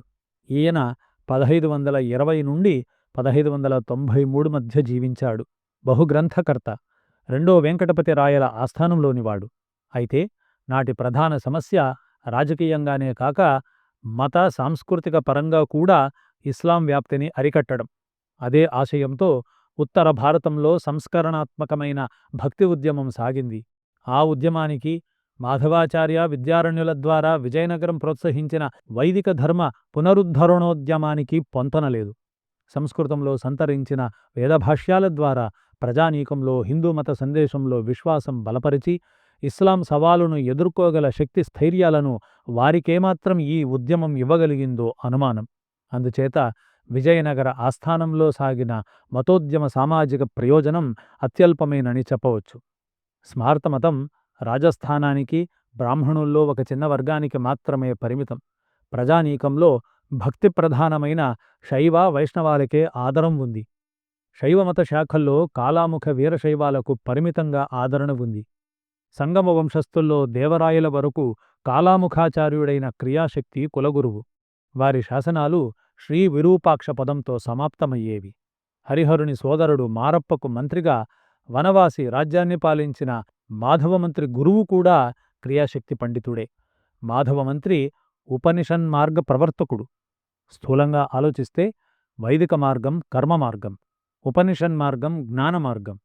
రెండో దేవరాయలు వీరశైవాగమ సంపన్నుడు. క్రమంగా తీవ్రవాద శైవశాఖలు శ్రీశైలం, త్రిపురాంతకం వంటి ప్రదేశాల్లో ఆలయాలకు, మఠాలకు మాత్రమే పరిమితమైనట్లు కనిపిస్తుంది.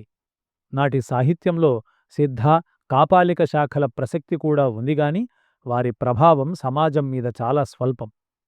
విజయనగర యుగంలో వైష్ణవం రాజాదరణతో ఎక్కువగా ప్రచారమయ్యింది. ద్వైత, విశిష్టాద్వైత పరంగా వైష్ణవంలో రెండు ప్రధాన శాఖలున్నాయి. ద్వైతమత స్థాపకుడు మధ్వాచార్యులు. ఆంధ్రదేశ పర్యటనలో మధ్వాచార్యులు గోదావరి తీరంలో శ్యామశాస్త్రి, శోభనభట్టులను శిష్యులుగా స్వీకరించినాడని, వారే నరహరితీర్థ, పద్మనాభతీర్థులని ఒక గాథ ఉంది. మధ్వాచార్యుల అనంతరం పద్మనాభతీర్థులు ద్వైత గురుపీఠం అలంకరించినాడు. నరహరితీర్థులు శ్రీకూర్మం కేంద్రంగా ఆంధ్ర, కళింగ ప్రాంతాల్లో మాధ్వమత ప్రచారం చేసినాడు. వైష్ణవ సంప్రదాయ గ్రంథాల నుండి అక్షోభ్యతీర్థులకు, విద్యారణ్యులకు వాగ్వాదం జరిగినట్టు తెలుస్తుంది. ఏమైనా విజయనగరంలో ప్రసిద్ధ ద్వైతాచార్యులు వ్యాసతీర్థులు. సాళువ నరసింహునికి అతడు గురువు.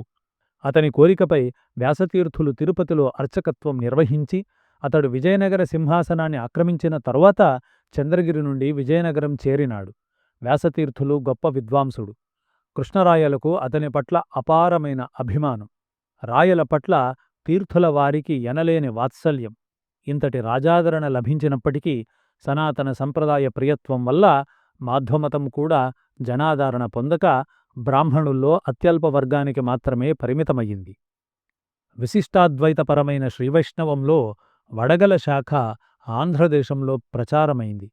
సాళువ నరసింహుని కాలం నుండి వైష్ణవానికి రాజాస్థానంలో బలం చేకూరింది. నాటి వైష్ణవ కుటుంబాలలో తాళ్లపాక, తాతాచార్య కుటుంబాలు ప్రసిద్ధాలు. తాళ్లపాకవారు తిరుపతిలోనే ఉండేవారు.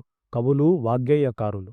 తాతాచార్య కుటుంబం వారు తుళువ, ఆరవీడు వంశాలకు కులగురువులైనారు.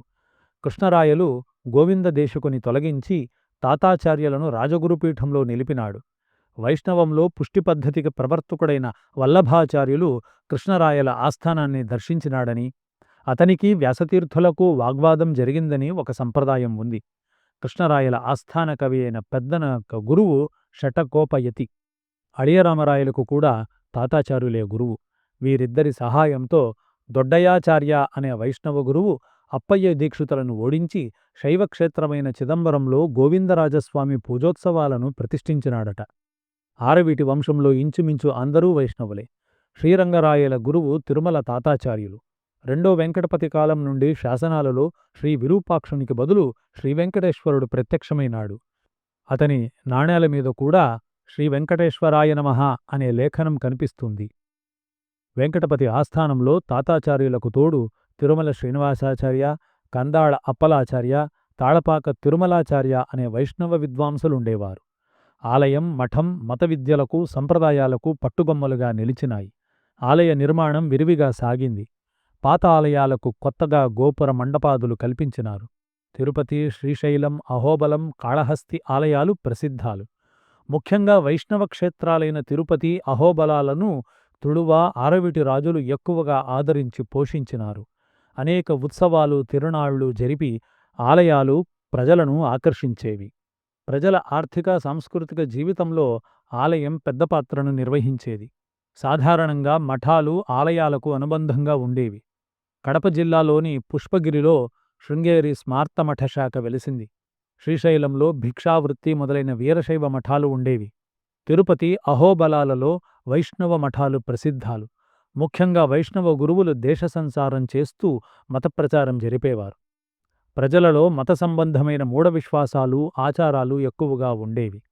ఒకే దేవుడు తమ కోరికలన్నింటినీ తీర్చలేడేమో అనే భయమో, లేక ఒక దేవుని ఆరాధిస్తే ఇతరులకు ఆగ్రహం వస్తుందనే భయమో గాని బహుదేవతారాధన ఎక్కువయింది.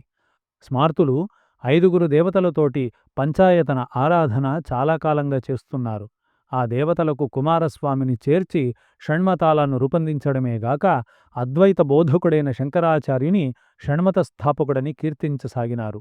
మాధ్వమతం వల్ల హనుమంతుని పూజకు ఆదరణ హెచ్చింది. మధ్వాచార్యులు హనుమంతుని అవతారమని మాధ్వుల విశ్వాసం. మహారాష్ట్ర నుండి విఠోబా లేక విఠ్ఠల ఆరాధన ప్రవేశించింది. కృష్ణరాయలు విఠోబా భక్తుడు. గ్రామదేవతల సంగతి వేరే చెప్పనక్కరలేదు. సాగుమానం లేదా సహగమనం చేసిన వారు దేవతలై పూజలందుకునేవారు. శకునాలలో, దయ్యాలు, భూతాలలో నమ్మకం విపరీతంగా ఉండేది. గ్రామదేవతల కొలువుల్లోనూ నవరాత్రులలోనూ జంతుబలులు జరిగేవి. విజయనగరంలో నవరాత్రులలో ప్రతిరోజు 24 దున్నలు, 150 మేకలు, చివరి రోజున 250 దున్నలు, 400 మేకలను బలి ఇస్తారని పేస్ వ్రాసినాడు. జనులు రకరకాల మొక్కులు మొక్కి వానిని జాతర్లలో తీర్చేవారు. వానిలో సిడమెక్కి ఆడడం, వీపుకండ బలి ఇవ్వడం, అరటియాకు చెరగకుండా నడవడం, నిప్పులపై నడవడం, నిప్పుగుండంలో ప్రవేశించడం, నోటి తాళాలు ఇవ్వడం వంటి వికృతములైన క్రూరాచారాలు కూడా ఉండేవి. రాజధానిలో శివరాత్రి నాడు సిడమెక్కేవారని, రథోత్సవంలో రథానికి ఉన్న ఇనుపగాలాలకు వీపు చర్మం గుచ్చి వేళ్లాడుతారని నికోలే కాంటి వర్ణించినాడు. అపారమైన కష్టనష్టాలను, దోపిడీ దొంగల ఉపద్రవాలను లక్ష్యం చెయ్యక కాశీ, ప్రయాగ, చిదంబరం, శ్రీరంగం, రామేశ్వరం, శ్రీశైలం, తిరుపతి, కాళహస్తి, అహోబలాల తీర్థయాత్రలకు ప్రజలు వెళ్లేవారు. తిరుపతి కొండకు వెళ్లేవారు వింతమొక్కులు మొక్కుకునేవారు. అనశన వ్రతముచే అత్యల్ప కార్యంబునన్ కనుపట్టు నోరి బీగముల వారు దైహికాయాసంబు దలపక దొర్లుచూ నడతెంచు పొరలు దండంబుల వారు తిరుపతి యాత్రికుల్లో ఉన్నట్లు చంద్రభాను చరిత్రలో తరిగొప్పుల మల్లన్న వర్ణించినాడు. భిన్నమత శాఖల మధ్య శైవ వైష్ణవాలు, అద్వైత విశిష్టాద్వైతాలు తీవ్ర చర్చలు, వాగ్వాదాలు జరుగుతూ ఉండేవి. పరస్పరం దూషించుకునేవారు. అవకాశం లభించినప్పుడల్లా నిందారోపణ చేసుకునేవారు. కృష్ణరాయలంతటి వాడు ఆరాధ్య దేవుళ్లను అంటే శైవ గురువులను పతితులు అని శ్రీ రంగనాథునిచే అనిపించినాడు. ఆముక్త మాల్యదలో విష్ణుమూర్తి పాండ్యరాజును గురించి లక్ష్మీదేవికి ఫిర్యాదు చేస్తాడు. వెర్రి శైవంబు ముదిరి మద్వినుతి వినడు అని. మాయావాదులు ఆత్మీయ దుర్వ్యభిచారం బదిమేరువంతైన మాయన్ మిథ్యలేదండ్రు పెల్లభియోగంబు రన్య దుష్కృతము ఘోరంతైన కొండంతగా అని విప్రనారాయణ చరిత్ర చెబుతున్నది. సనాతన ధర్మ పునరుద్ధరణ ఆశయమైన విజయనగరంలో వర్ణ వ్యవస్థ బలపడే అవకాశం ఎక్కువ. ఆదిమ వర్ణధర్మాలు చాలా వరకు నశించినప్పటికీ వర్ణ వ్యత్యాసాలు, తత్ఫలితంగా వైషమ్యాలు పెరిగినాయి. బ్రాహ్మణుల్లో పూజారులు, మఠాధిపతులు, భూస్వాములు, ఉద్యోగులు, వర్తలు, భోక్తలు అనే వర్ణాలు ఉన్నట్టు బార్బోజా, పేస్ వంటి పాశ్చాత్య యాత్రికులు గమనించినారు. కృష్ణరాయల కాలం వరకు బ్రాహ్మణులు ఎక్కువ సంఖ్యలో మంత్రులుగా, దండనాయకులుగా విజయనగరానికి సేవ చేసినారు. కాని క్రమంగా బ్రాహ్మణులు వ్యవసాయ వృత్తిని అవలంబించసాగినారు. కొందరు నీచవృత్తులకు దిగి అపహాస్యాల పాలైనారు. చివరి వర్గాన్ని గురించి వీరు భోజనం మినహా ఏ ఇతర పని చెయ్యరు అని బార్బోజా వ్రాసినాడు. బహుశా వీరిని గురించే గుత్తిన్ పుల్లెలు గుట్టి చంద్రగిరిలో కూడెత్తి పెనుగొండలో హత్తిన్ సత్రమునందు వేడి బలు దుర్గాధీశ తాంబులపున్ దిత్తులు మోసి పదస్థులైనారని భట్టుమూర్తి నిరసించినాడు. శివాలయాల్లోని అర్చకులు తంబళవారు, నంబివారు విష్ణు ఆలయంలోని పూజారులు. ఉభయులు అనేక విధాల దేవద్రవ్యం హరిస్తారని వారి పట్ల ప్రజలకు సదభిప్రాయం ఉండేది కాదు. క్షత్రియులు నామామాత్రులు. దేశీయ వాణిజ్యం చాలా వరకు వైశ్యులు నిర్వహించినారు. వీరిలో నీతి నియమాలు మృగ్యమైనాయి. వీరి రిత్తభక్తి గురించి, వీరు చేసే మోసాల గురించి నాటి కావ్యాలలోనూ చాటువుల్లోనూ చాలా సమాచారం లభిస్తుంది. పంచాణం వారు దొంగ సొమ్ము కొనేవారని, రక్షక భటులు వారి ఇండ్లపై నిఘా వేసి ఉంచేవారని తెలుస్తుంది. కంచును వెండియు రాగియు కాంచనమును మౌక్తికాదికములగు మణులన్ పంచాణము వారింటికి కొంచక కొనివత్తు రమ్ముకొనుటకు చోరుల్ అని వైజయంతి విలాసం చెబుతోంది. రెడ్లు, వెలమలు తమ రాజకీయ ప్రాముఖ్యం కోల్పోయినారు. కృష్ణరాయల అనంతరం కమ్మవారు అంటే రావెళ్ల, పెమ్మసాని మొదలైన కుటుంబాల వారు సేనానులుగాను, సామంతులుగాను ప్రాబల్యం వహించసాగారు. సమాజవ్యాప్తంగా అనేక దురాచారాలు ప్రబలినాయి. ప్రభు, ధనిక వర్గాలలో శృంగార ప్రియత్వం, భోగలాలసత్వం ఎక్కువయింది. బహుభార్యాత్వం సర్వసాధారణమయ్యింది. వివాహాలు ఆడంబరంగానే జరిగేవి. కన్యాశుల్కం, వరశుల్కం విపరీతంగా ఉండేవి. రెండో దేవరాయలు బ్రాహ్మణులను సమావేశపరిచి కన్యాదాన విధానమే అనుసరిస్తామని వారిచేత ప్రతిజ్ఞ చేయించినాడు. ఆడపిల్ల పెళ్లిని భారంగా తల్లిదండ్రులు పరిగణించేవారు. కొన్ని సందర్భాలలో భూములు అమ్మి పెళ్లి చేయవలసి వచ్చేది. వేశ్యాలంపటత్వాన్ని గురించి వేరే చెప్పనక్కరలేదు. ఉంపుడు కత్తే హోదాకు చిహ్నం కాసాగింది. ముఖ్యంగా రాజవేశ్యలకు ప్రత్యేక గౌరవం ఉన్నట్లు పాశ్చాత్య బాటసారులు కూడా గుర్తించినారు. నాటి సాహిత్యం నిండా వేశ్యల మోసాలు, ధనార్జనోపాయాలు కనిపిస్తాయి. భూములు, వస్తువులు కుదవబెట్టి డబ్బు వడ్డీకి తీసుకునే పద్ధతి ఎక్కువయింది. సాధారణంగా తాకట్టు, వడ్డీ వ్యాపారం కోమట్లు చేసేవారు. సతీ సహగమనం అక్కడక్కడా కనిపిస్తుంది. రాయల అంతఃపురంలోని స్త్రీలలో కొన్ని వందల మంది అతనితో సహగమనం చేయడానికి సిద్ధం అని కాంట్రే వ్రాసినాడు. భర్త శవంతో పాటు భార్యను పూడ్చిపెట్టే ఆచారం తెలుగువారిలో ఉన్నట్లు మ్యూనిజ్ కథనం. వీరశైవుల్లో బహుశా ఇటువంటి సంప్రదాయం ఉండి ఉంటుంది. మద్యపానం ఎక్కువయింది. దానికి ధూమపానం తోడయింది. అన్ని తరగతులలోనూ రకరకాల జూదం సర్వసామాన్యమై అనేక బాధలకు కారణమయ్యింది. వేషధారణలో తురుష్క, పాశ్చాత్య సంప్రదాయాలు ప్రవేశించినాయి. సమాజంలో వర్ణ వైషమ్యాలు కూడా బలపడసాగినాయి. కృష్ణరాయల వంటి ప్రభువే రెడ్లను పరిహసించినాడు గదా. తమ నీచవృత్తులచే, విద్యాహీనతచే బ్రాహ్మణులు గౌరవం కోల్పోయినారు. ఇతర వర్ణాల వారు విద్యావంతులై బ్రాహ్మణాధిక్యతను ధిక్కరించసాగినారు. ఈ విజయనగర యుగానికే చెందినదని విమర్శకులు భావిస్తున్న చంద్రశేఖర శతకం నిండా ఈ నిరసన కనిపిస్తుంది. అందులో ఒక పద్యంలో శూద్రవర్ణజుడు నన్ను సదించె బాబు సిననాడు తమాసగ భాగవతంబు రామాన్నము భారతంబును తమాముగా కిందివి ముందె వచ్చే నేనెన్ని సదుండగానే బబుయెత్తుము నోరిక బాపనోండ్లు నాకన్నను లొజ్జటండ్రు అని ఫిర్యాదు చేస్తాడు. మత సాంఘిక కార్యకలాపాలలో శూద్రుడు బ్రాహ్మణులతో సమాన హక్కులు కోరసాగినారు. రెండవ వెంకటపతి కాలంలో అంటే 1596వ సంవత్సరంలో ముద్దు కృష్ణప్ప నాయకుని సమక్షాన కండయ్య దేవరను వృద్ధాచలానికి ప్రభువుగా ఒక శూద్ర పురోహితుడు అభిషేకించినట్లు శాసన సాక్ష్యం ఉంది. 17వ శతాబ్దం ఆరంభంలో జీవించిన వేమన అన్నట్టు శూద్రతనము పోయే శూద్రుడగానని ద్విజుడనుకొనుటెల్ల తెలివిలేమి ఇత్తడెసగు పసిడి ఈడనవచ్చున త్రాడు మెడను వేసి తనదు శూద్రత్వంబు పోయెనెనడిదెల్ల బుద్ధిలేమి మనసు నిలక త్రాడు మరివన్నె తెచ్చునా అనే పద్యాలను బట్టి వేమన కాలానికే శూద్రుడు యజ్ఞోపవీతం ధరించడం మొదలుపెట్టినారని, పౌరోహిత్యం ప్రారంభించినారని భావించడానికి అవకాశం ఉంది. ఈ చైతన్యం వల్ల వర్ణవైషమ్యాలు పెచ్చుపెరిగినవే కాని సమసిపోయి జాతి సమైక్యం కాలేకపోయింది. విద్యలు, భాషలు, కళలు. ప్రజల్లో విద్యాభివృద్ధికి ప్రభుత్వం ప్రత్యక్షంగా శ్రద్ధ వహించేది కాదు. అధిక సంఖ్యాక జనులు నిరక్షరాస్యులే. విద్యలో ఆసక్తి ఉన్నప్పటికీ సక్రమమైన పాఠశాలలు లేవు. గ్రంథాలు కూడా సులభంగా లభ్యమయ్యేవి కావు. అనాదిగా పేరొందిన బ్రాహ్మణుల్లో సైతం విద్య పట్ల నిర్లక్ష్యం ఏర్పడింది. ఒక విప్రయువకుని పట్ల నిగమశర్మాభిధానంబు నేతి బీరకాయ వలె అయథార్థమయ్యిందని పాండురంగ మహాత్మ వృత్తాంతం. అగ్రహారాల్లో, మఠాల్లో, ఆలయాల్లో విద్యాబోధన జరుగుతూ ఉండేది. ఈ సంస్థలకు జ్యోతిష, ఆయుర్వేద మొదలైన శాస్త్ర పండితులకు అగ్రహారాలు, మాన్యాలు ఇచ్చి ప్రభువులు పరోక్షంగా విద్యలను ప్రోత్సహించినారు. ఇతర గ్రామాల్లో మధుకర వృత్తితో జీవిస్తూ విద్యార్థులు విద్యను అభ్యసించేవారు. తమ ఇండ్లలోనే ఉచితంగా భోజనం పెట్టి విద్యను బోధించే ఉదారులైన ఉపాధ్యాయులు లేకపోలేదు. వేదాంగాలు, పురాణ ఇతిహాసాలు, తర్క, వ్యాకరణ, జ్యోతిష, ఆయుర్వేద, న్యాయ, మీమాంస దర్శనాలు మొదలైన సాంప్రదాయిక విద్యలను బ్రాహ్మణులు అభ్యసించేవారు. రాజోద్యోగాలు ఆశించిన వారు గణిత, జ్యోతిష శాస్త్రాలు, రాజనీతి, భిన్న లిపులు మొదలైన వాటిల్ని అభ్యసించేవారు. కరణంబు కొడుకు ముందర కరణిక ధర్మంబునందు కడుకుశలుండై ధరణిగల విద్యలన్నియు బరువడి నెరుగంగవలయు బనిలేకున్నన్ అని సకల నీతి సమ్మతం. సరులు గృచ్చిన ఎట్లు వెరసులు చక్కగా విశదముగా వ్రాయడం పట్ల అభిమానం ఉండేది. రాజసభల్లో వాగ్వాదాలు, విద్యాపరీక్షలు జరిగేవి.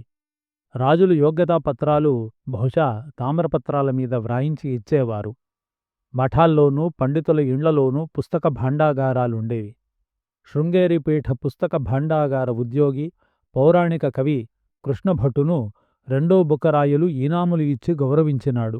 నాటివి చాలా వరకు తాళపత్ర గ్రంథాలే. రాగిరేకులపై కూడా వ్రాయడం ఉంది.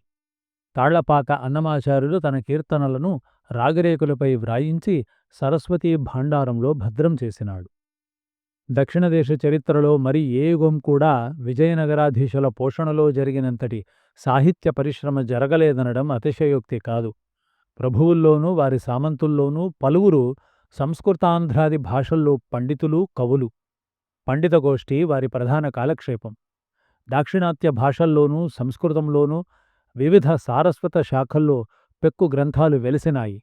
నూతన కవితారీతుల సృష్టి జరిగింది. విజయనగర చరిత్ర పూర్వార్ధంలో సంస్కృత భాషా ప్రాబల్యం ఎక్కువగా కనిపిస్తుంది.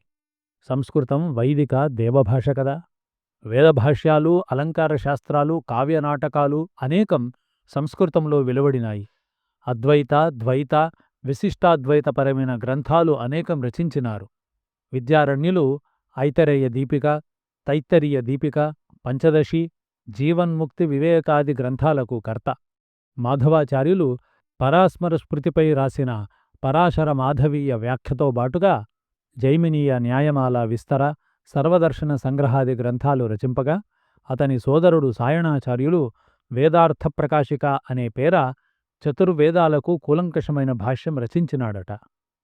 తంజావూరు రఘునాథరాయల మంత్రి, అద్వైత విద్యా విచార బిరుదాంకితుడైన గోవింద దీక్షితుల కొడుకు వెంకటమఖి బోధాయన శ్రౌత సూత్రాలకు భాష్యము, శుల్బమీమాంస అనే గ్రంథము రచింపగా, అతని తమ్ముడు లింగాధ్వరి వేదార్థతత్వ నిర్ణయాన్ని రచించాడు. సాయణ మాధవాచార్యుల సమకాలీకుడైన వేదాంత దేశికుడు తత్వటీక, తాత్పర్యచంద్రిక, న్యాయసిద్ధాంజనముల ద్వారా విశిష్టాద్వైత సిద్ధాంతానికి బలం చేకూర్చినాడు. ఇక ద్వైతపరంగా వ్యాసతీర్థులు తాత్పర్యచంద్రిక, తర్కతాండవ, న్యాయామృతములను, వాదిరాజతీర్థులు మధ్వతంత్ర ముఖభూషణమును రచించినారు. శ్రీకంఠ పండితుడు వీరశైవపరంగా బ్రహ్మసూత్ర భాష్యం వ్రాయగా, దానిపై అప్పయ్య దీక్షితులు శైవార్క మణిదీపిక పేర వ్యాఖ్యానం రచించినాడు. మొదటి బుక్కరాయల కాలం వాడైన మాధవ మంత్రి సూత సంహితపై తాత్పర్య దీపికను, శైవ ఆమ్నాయ సారాన్ని రచించాడు.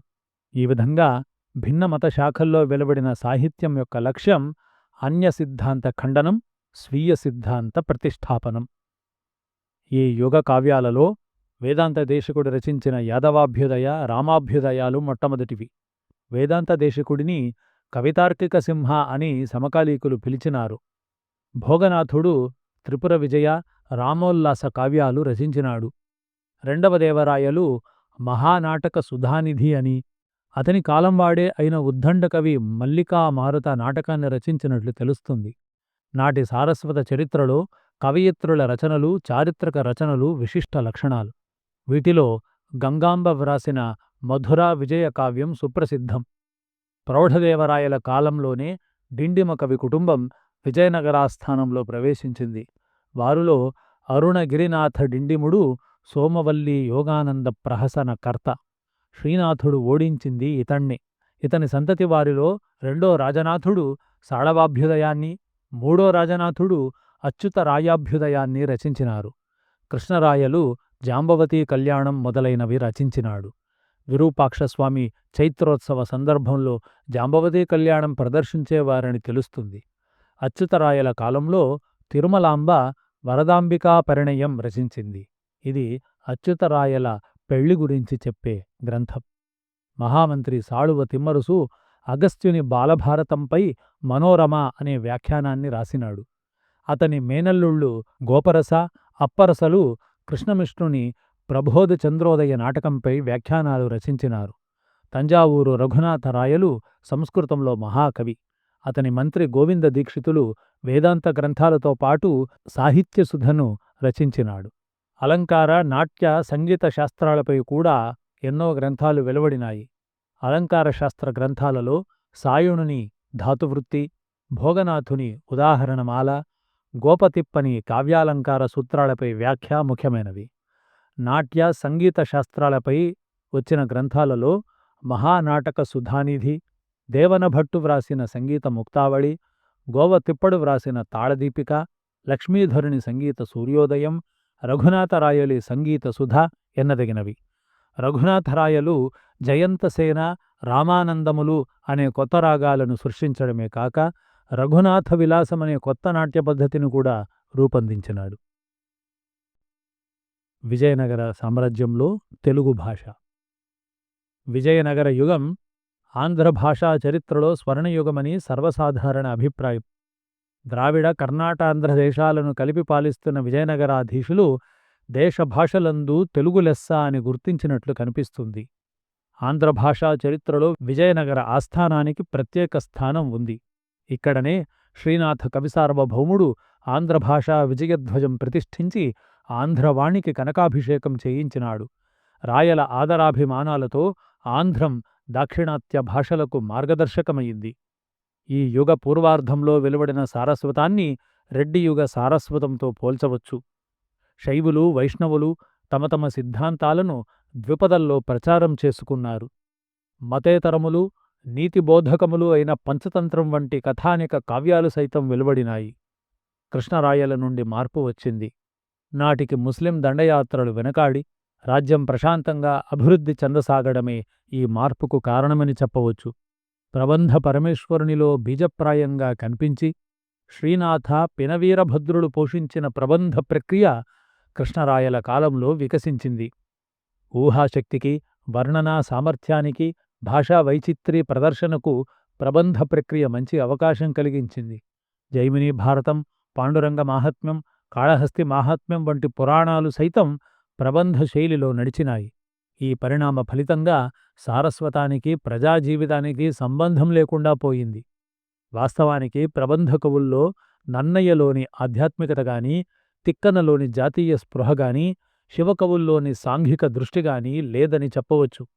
శృంగారప్రియుడనే అపప్రథకు గురి అయిన శ్రీనాథుని కవిత్వానికి ఆంధ్ర క్షమామండలాఖండలుండైన వేమభూపతి కృపా వీక్షణంబు, వేదాద్రి నరసింహ విపులవక్షస్థలి, కల్హారమాలిక గంధలహరి కారణాలు. అంటే రాజభక్తి, దైవభక్తి ఈ రెండూ కూడా కారణాలు, ఉద్బోధకములు కాగా అల్లసాని పెద్దనకు రమణీ ప్రియదూతిక తెచ్చి ఇచ్చు కప్పురపు విడమాత్మకింపైన భోజనము ఎలమంచముంటేగాని కవిత్వం రాదట. కావ్య ప్రయోజనం చాలా వరకు ప్రభువుల సంతోషము, కవుల ఉదరపోషణ అయిపోయింది. రాక్షసి తంగడి యుద్ధంతో భాషా చరిత్రలో క్షీణయుగం ప్రారంభమై సారస్వత గుణం నీరసించింది. విజయనగరం నుండి ఆంధ్ర సరస్వతి దాక్షిణాత్య నాయక రాజ్యాలను ఆశ్రయించింది. సామ్రాజ్య విచ్ఛిన్నంతో, సుల్తానుల దాడులతో ప్రజలలో నైతిక దౌర్బల్యం చోటు చేసుకున్నది. భావనా పటిమ సన్నగిల్లింది. ప్రక్రియలో వైవిధ్యం ఉన్నప్పటికీ శబ్దచిత్రణపై దృష్టి నిలిపిన గారడీ కవిత్వం ఎక్కువయింది. పచ్చి శృంగారం మితిమీరింది. నాచన సోమునితో విజయనగర ఆంధ్ర భాషా చరిత్ర ప్రారంభమవుతుంది. ఇతడు అష్టభాషా మహాకవి, కవిసార్వభౌముడు. రెండో బుక్కరాయలు ఈతనికి పంచాకల దిన్నె అగ్రహారంగా ఇచ్చి 1344వ సంవత్సరంలో సత్కరించినాడు. ఈతడు తన ఉత్తర హరివంశాన్ని హరిహరదేవునకు అంకితం చేసినాడు. పరిహాసాస్పద వాదమోదమదిరా పానంబునన్మత్తులై హరిమేలంచు హరుండుమేలంచు శైవ వైష్ణవులు చేసే వాదోపవాదాలను ఇతను నిరసించాడు. ఎర్రాప్రగడకు సమకాలీకుడై అతనితో బాటు పురాణాన్ని ఆలంకారిక శైలితో నింపినాడు. కవితాగుణంలో కవిత్రయం తర్వాత ఎన్నదగినవాడు ఈ నాచన సోముడు. 15వ శతాబ్దంలో విజయనగరంలో కంటే ఉదయగిరిలోని గజపతుల ఉద్యోగుల నుండి తెలుగు భాషకు ఎక్కువ ఆదరం లభించింది. 1470 ప్రాంతంలో ఉదయగిరిని ఏలుతున్న పూసపాటి బసవరాజుకు దూబగుంట నారాయణ కవి పంచతంత్రం అంకితం చేసినాడు. నారాయణ కవి కూడా హరిహర దేవుని భక్తుడే.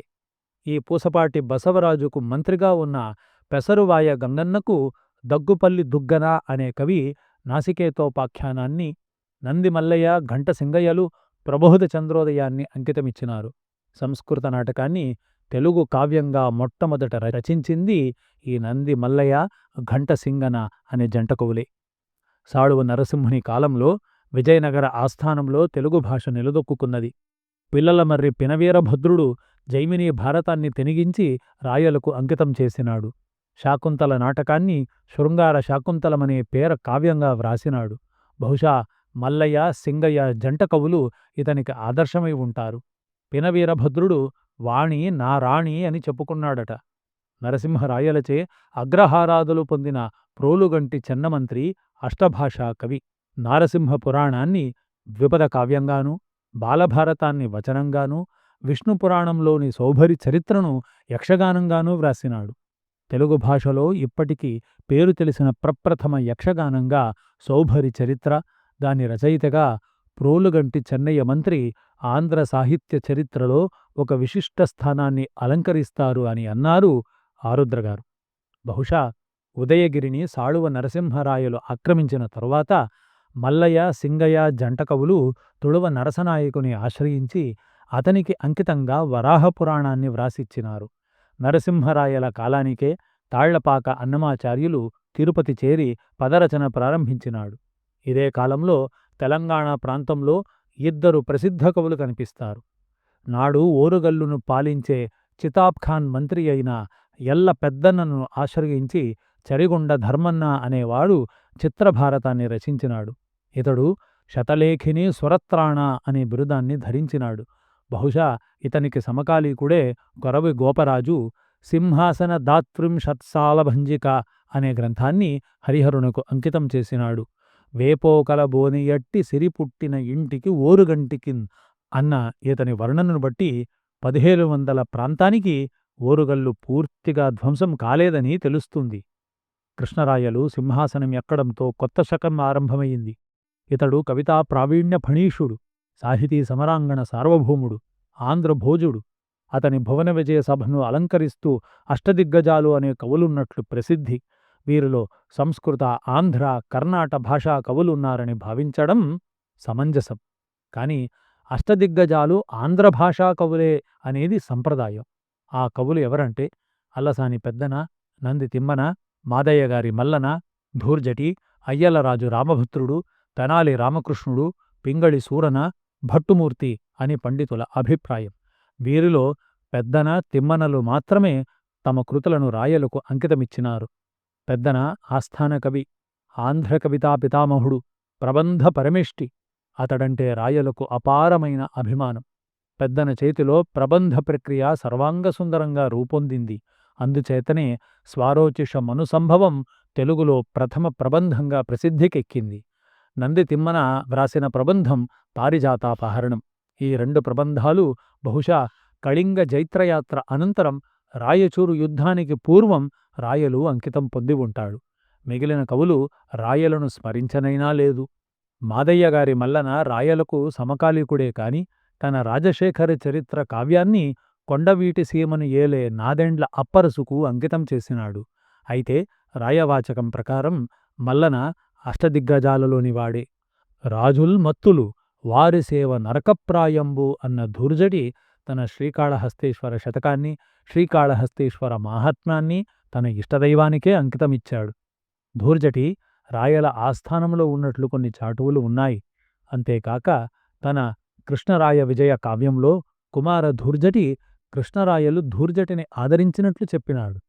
అయ్యలరాజు రామభద్రుడు రామాభ్యుదయ కావ్యాన్ని గొబ్బూరు నరసరాజుకు అంకితం చేశాడు. ఇది 1550వ సంవత్సరానికి చెందిన కావ్యం. నరసరాజు అడియ రామరాయల మేనల్లుడు. రామభద్రుడు దిగ్గజాల్లో ఉండడానికి అవకాశం తక్కువ. అయితే దిగ్గజాల్లోనివాడు కృష్ణరాయల సకల కథాసారం తెనిగించిన పుత్తేటి రామభద్రుడై ఉండవచ్చునని కొందరి అభిప్రాయం. పింగళి సూరన తెలుగు సాహిత్య చరిత్రలో విశిష్ట స్థానాన్ని ఆక్రమిస్తాడు. కృష్ణరాయల కాలంలో అతడు బాలుడై ఉండవచ్చు. అతని మొదటి కావ్యం రాఘవ పాండవీయం తెలుగు భాషలో మొదటి ద్వ్యర్థి కావ్యం. ఆకువీటి పెదవెంకటాద్రికి అంకితం చేశాడు. రెండోది అపూర్వ కథా సంవిధాన వైచిత్రితో రచించిన కళాపూర్ణోదయం. ఇది పద్యరూపంలో ఉన్న నవల అని విమర్శకుల అభిప్రాయం. నంద్యాల ప్రభువు కృష్ణభూపతికి అంకితం చేశాడు ఈ కళాపూర్ణోదయాన్ని. కృష్ణభూపతి ఆరవేటి వంశస్థుడు. అడియ రామరాయలు దూరపు బంధువు. పింగళి సూరన వ్రాసిన 3వ కావ్యం ప్రభావతి ప్రద్యుమ్నం. ఇక తెనాలి రామకృష్ణుడు రాయల ఆస్థానంలో ఉన్నట్లు సూచించే చాటువుల్లో ఎంత సత్యం ఉందో అది అనుమానాస్పదం. అతని అసలు పేరు గార్లపాటి రామలింగయ్య. తెనాలి స్వగ్రామం. శైవ కుటుంబంలో జన్మించినాడు. నాదెండ్ల గోపరసకు మంత్రి అయిన ఊర దేచయ్యకు అంకితంగా ఉద్భటారాధ్య చరిత్రాన్ని వ్రాసి ఇచ్చినాడు. విజయనగరంలో వైష్ణవం ప్రబలంగా ఉన్నందున రాయల అభిమానం సంపాదించడానికి వైష్ణవం స్వీకరించి రామకృష్ణుడై ఉంటాడు అని ఒక అభిప్రాయం. వైష్ణవుడై వ్రాసిన మొదటి గ్రంథం ఘటికాచల మాహాత్మ్యం. అనంతరం పాండురంగ మాహాత్మ్యాన్ని వ్రాసి విరూరు వేదాద్రి అనే అతనికి అంకితమిచ్చాడు. ఈ విరూరు వేదాద్రి విజయనగర సామంతరాజు దగ్గర రాయసకాడుగా పనిచేసేవాడు. అష్టదిగ్గజాల్లో ఒకడు అని చెప్పబడే భట్టుమూర్తి వసుచరిత్రను సుమారు 1580 ప్రాంతాలలోనే వ్రాసి ఉంటాడు.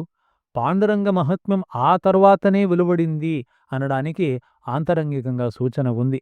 భట్టుమూర్తి మొదటి గ్రంథం కావ్యాలంకార సంగ్రహం లేదా నరసభూపాలీయం. 1557 ప్రాంతంలో త్వరగల్లు ప్రభువైన పోచిరాజు నరసరాజుకు ఈ నరసభూపాలీయాన్ని అంకితమిచ్చాడు. నరసరాజు అళయరామరాయల మేనల్లుడు. ఈ కావ్యం అవతారికను బట్టి భట్టుమూర్తి ఉద్దండ పండితుడని, బహుముఖ ప్రజ్ఞాశాలి అని తెలుస్తుంది. అనంతరం రామరాయల ఆశ్రయం పొంది భట్టుమూర్తి రామరాజభూషణుడైనాడు. రాక్షసితంగడి యుద్ధానంతరం తిరుమల రాయలతో పెనుగొండ చేరినాడు. కేవల కల్పనాకథలు వీడి అవారిత కల్పనా విశేషంతో పూర్వవృత్తమైన వసుచరిత్రను సానబట్టిన జాతిరత్నంగా తీర్చి కవిత్వంలో సంగీతాన్ని మేళవించి తిరుమల రాయలకు అంకితాన్నిచ్చాడు.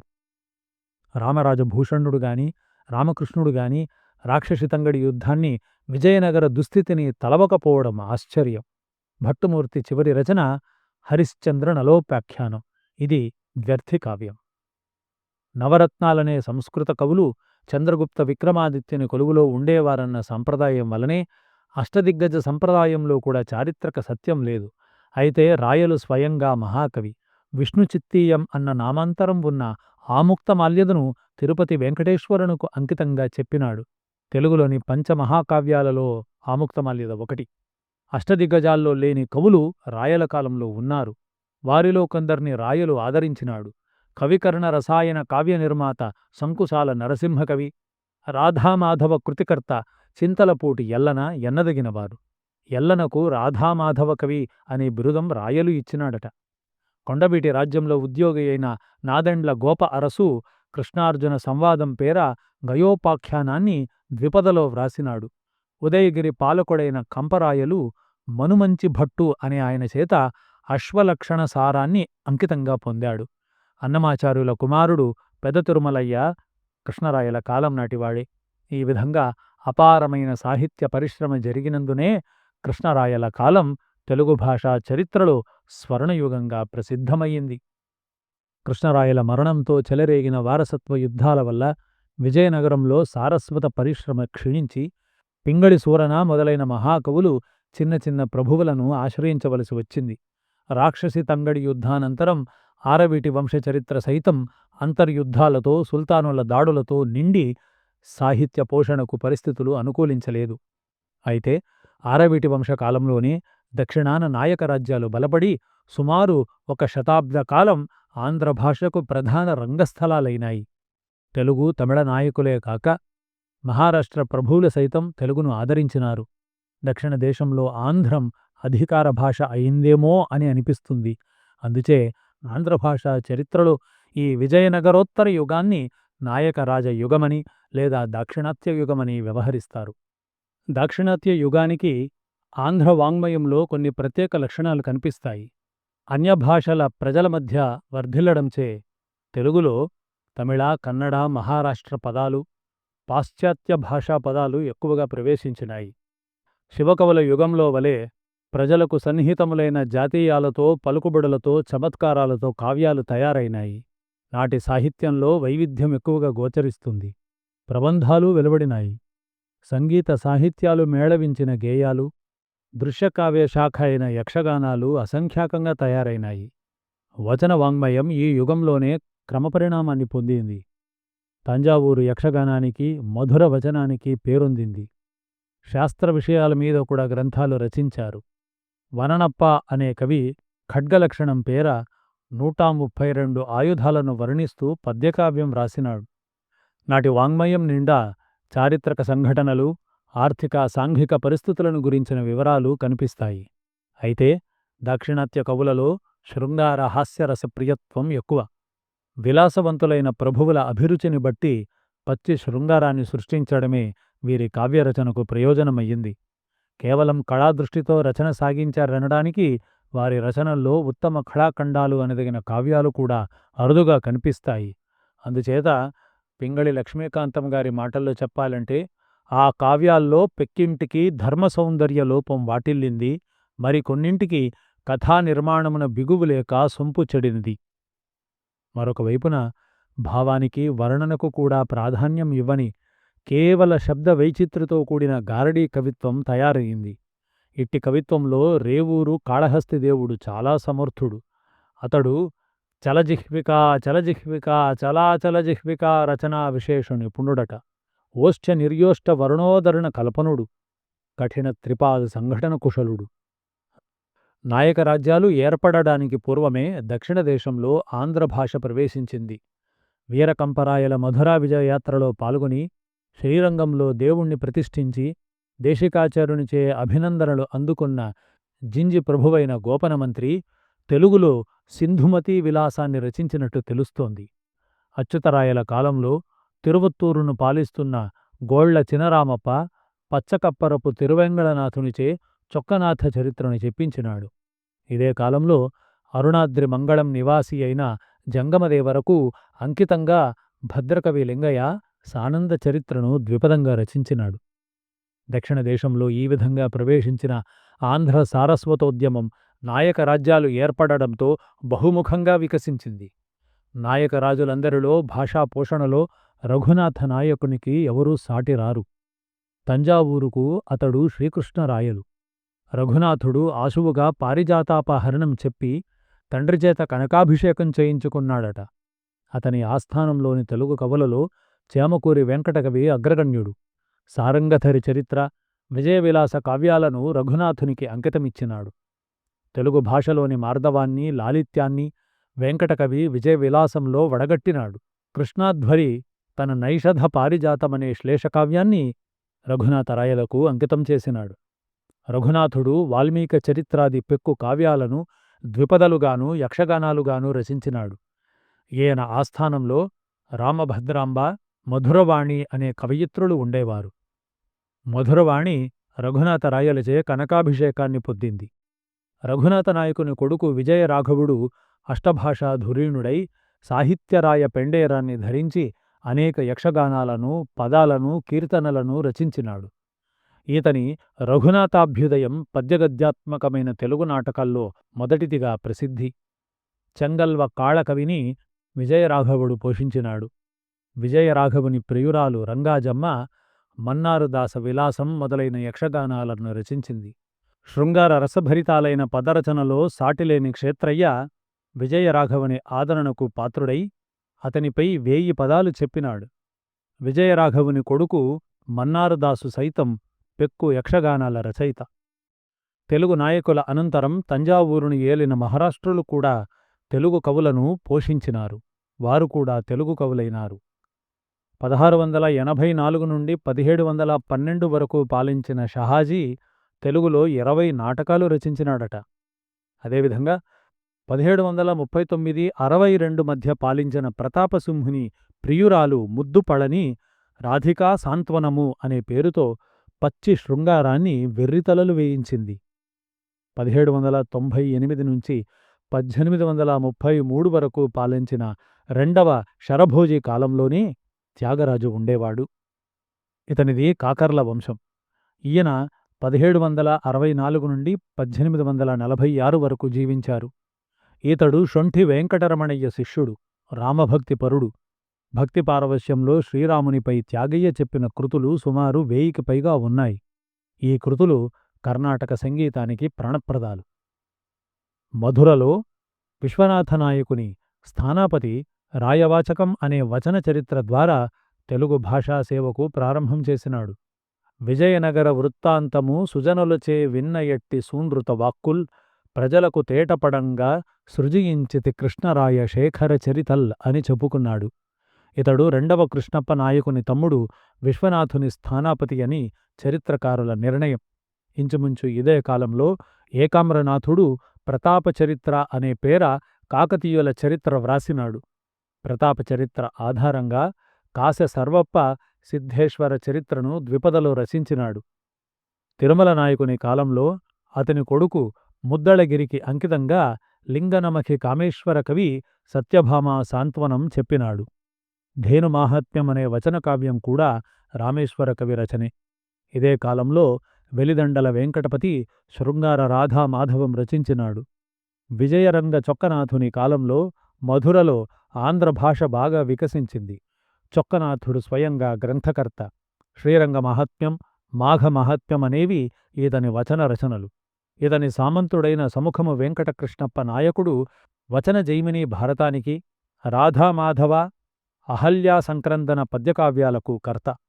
వీరి సమకాలీకుడైన శేషము వెంకటపతి తారాశశాంక కావ్యాన్ని వంగల సీనయామాత్యునకు అంకితం చేసినాడు.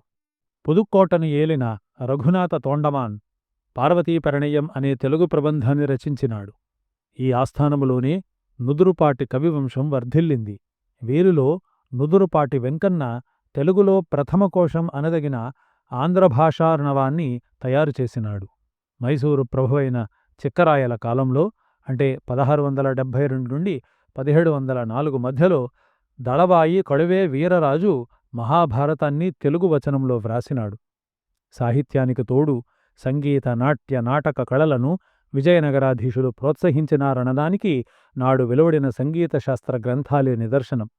విద్యారణ్య మహర్షి తన సంగీత సారంలో పెక్కు రాగాలను వర్ణించినాడు. కృష్ణరాయలు కృష్ణ అనే విద్వాంసుని దగ్గర వీణను అభ్యసించినట్లు తెలుస్తోంది. అళియరామరాయలు తన కుమార్తెలకు రామయ్యమంత్రిచే సంగీతం నేర్పించినాడు. రామయ్యమంత్రి వ్రాసిన స్వరమేళ కళానిధి కర్ణాటక సంగీతానికి వేదం వంటిది.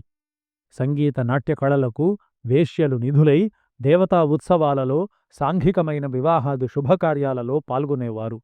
నాట్యంలో పలు రకాలు ఉండేవి. పెద్ద దేవాలయాల్లో ప్రత్యేకించి నాట్యమండపాలు నిర్మించినారు.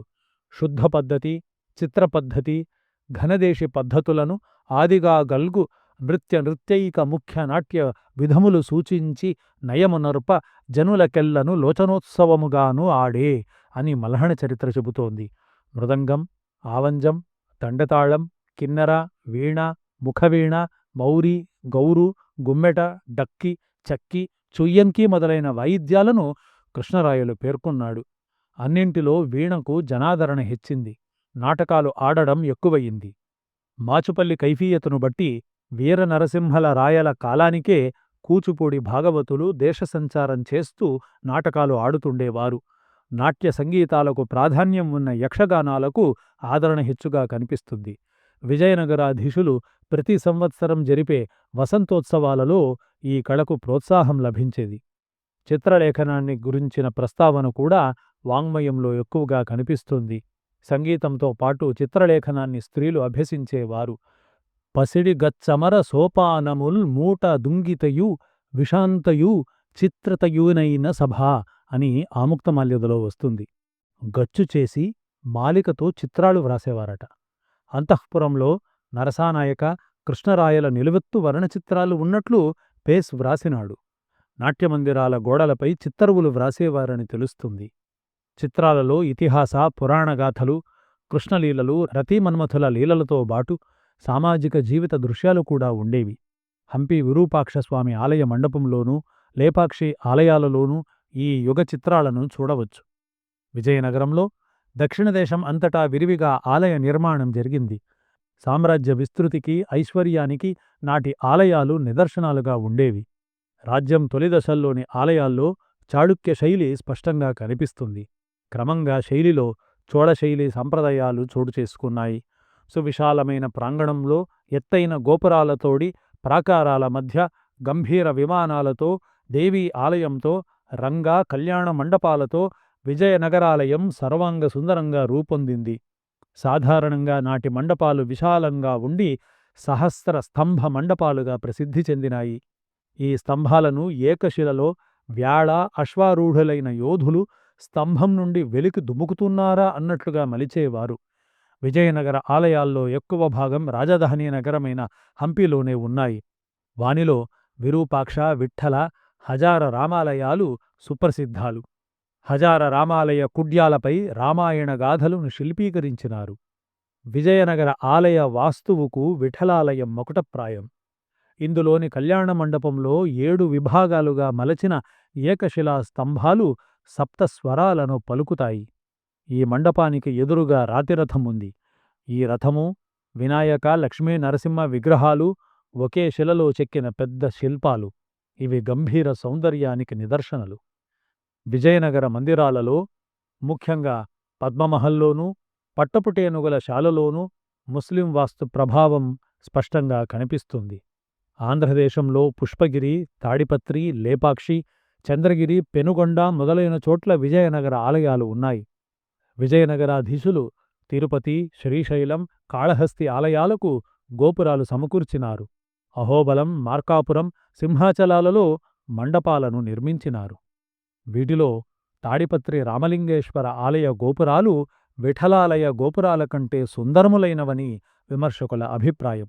తాడిపత్రి ఆలయాలు ఉబ్బెత్తు శిల్పసంపదకు, లేపాక్షి వీరభద్రాలయం వర్ణచిత్రాలకు నిధులు. విఠలాలయంలోని ఏకశిలా రథం వంటిది తాడిపత్రి ఆలయంలో కూడా ఉంది. లేపాక్షి బసవన్న అతిపెద్ద శిల్పం. సుందరమైన శిల్ప సంపదకు బేలూరు, హళేబీడుల ఆలయాలతో పోటీగా విజయనగర ఆలయాలలో నిలువగలిగినది ఒక తాడిపత్రే అని ఫెర్గ్యూసన్ అభిప్రాయం. ఎస్డబ్ల్యూ వాక్స్టాఫ్ మాటల్లో చెప్పాలంటే, నిధులు కట్టిన శిల్ప సంపద, వస్తు విన్యాస రచనలో, శిల్ప సామర్థ్యంలో, ఆత్మవిశ్వాసంలో విజయనగర శిల్పానికి జోడైన శిల్పం లేదని మనం చెప్పవచ్చు అని అన్నాడు. ఇంతవరకు మీరు బిఎస్ఎల్ హనుమంతరావు గారు వ్రాసినటువంటి ఆంధ్రుల చరిత్రలోని విజయనగర యుగం అనే అధ్యాయంలోని కొన్ని ముఖ్య భాగాలను విన్నారు. ఈ కార్యక్రమం మీకు నచ్చినట్టయితే, ఇందులోని అంశాలు ముఖ్యమైనవని మీకు అనిపిస్తే దయచేసి ఇతరులతో పంచుకోండి. అలా పంచుకోవడం ద్వారా అందరికీ ఉపయోగపడే చారిత్రక విజ్ఞానం ఎందరికో చేరవేసిన వాళ్ళు మీరవుతారు. ఇలా వీలైనంత ఎక్కువ మంది ప్రజలకు ఈ మంచి సమాచారాన్ని చేరవేయడంలో మీరు మాకు సహకరిస్తారని ఆశిస్తూ సెలవు తీసుకుంటూ ఉన్నాను. ఇట్లు మీ కడప రఘోత్తమరావు.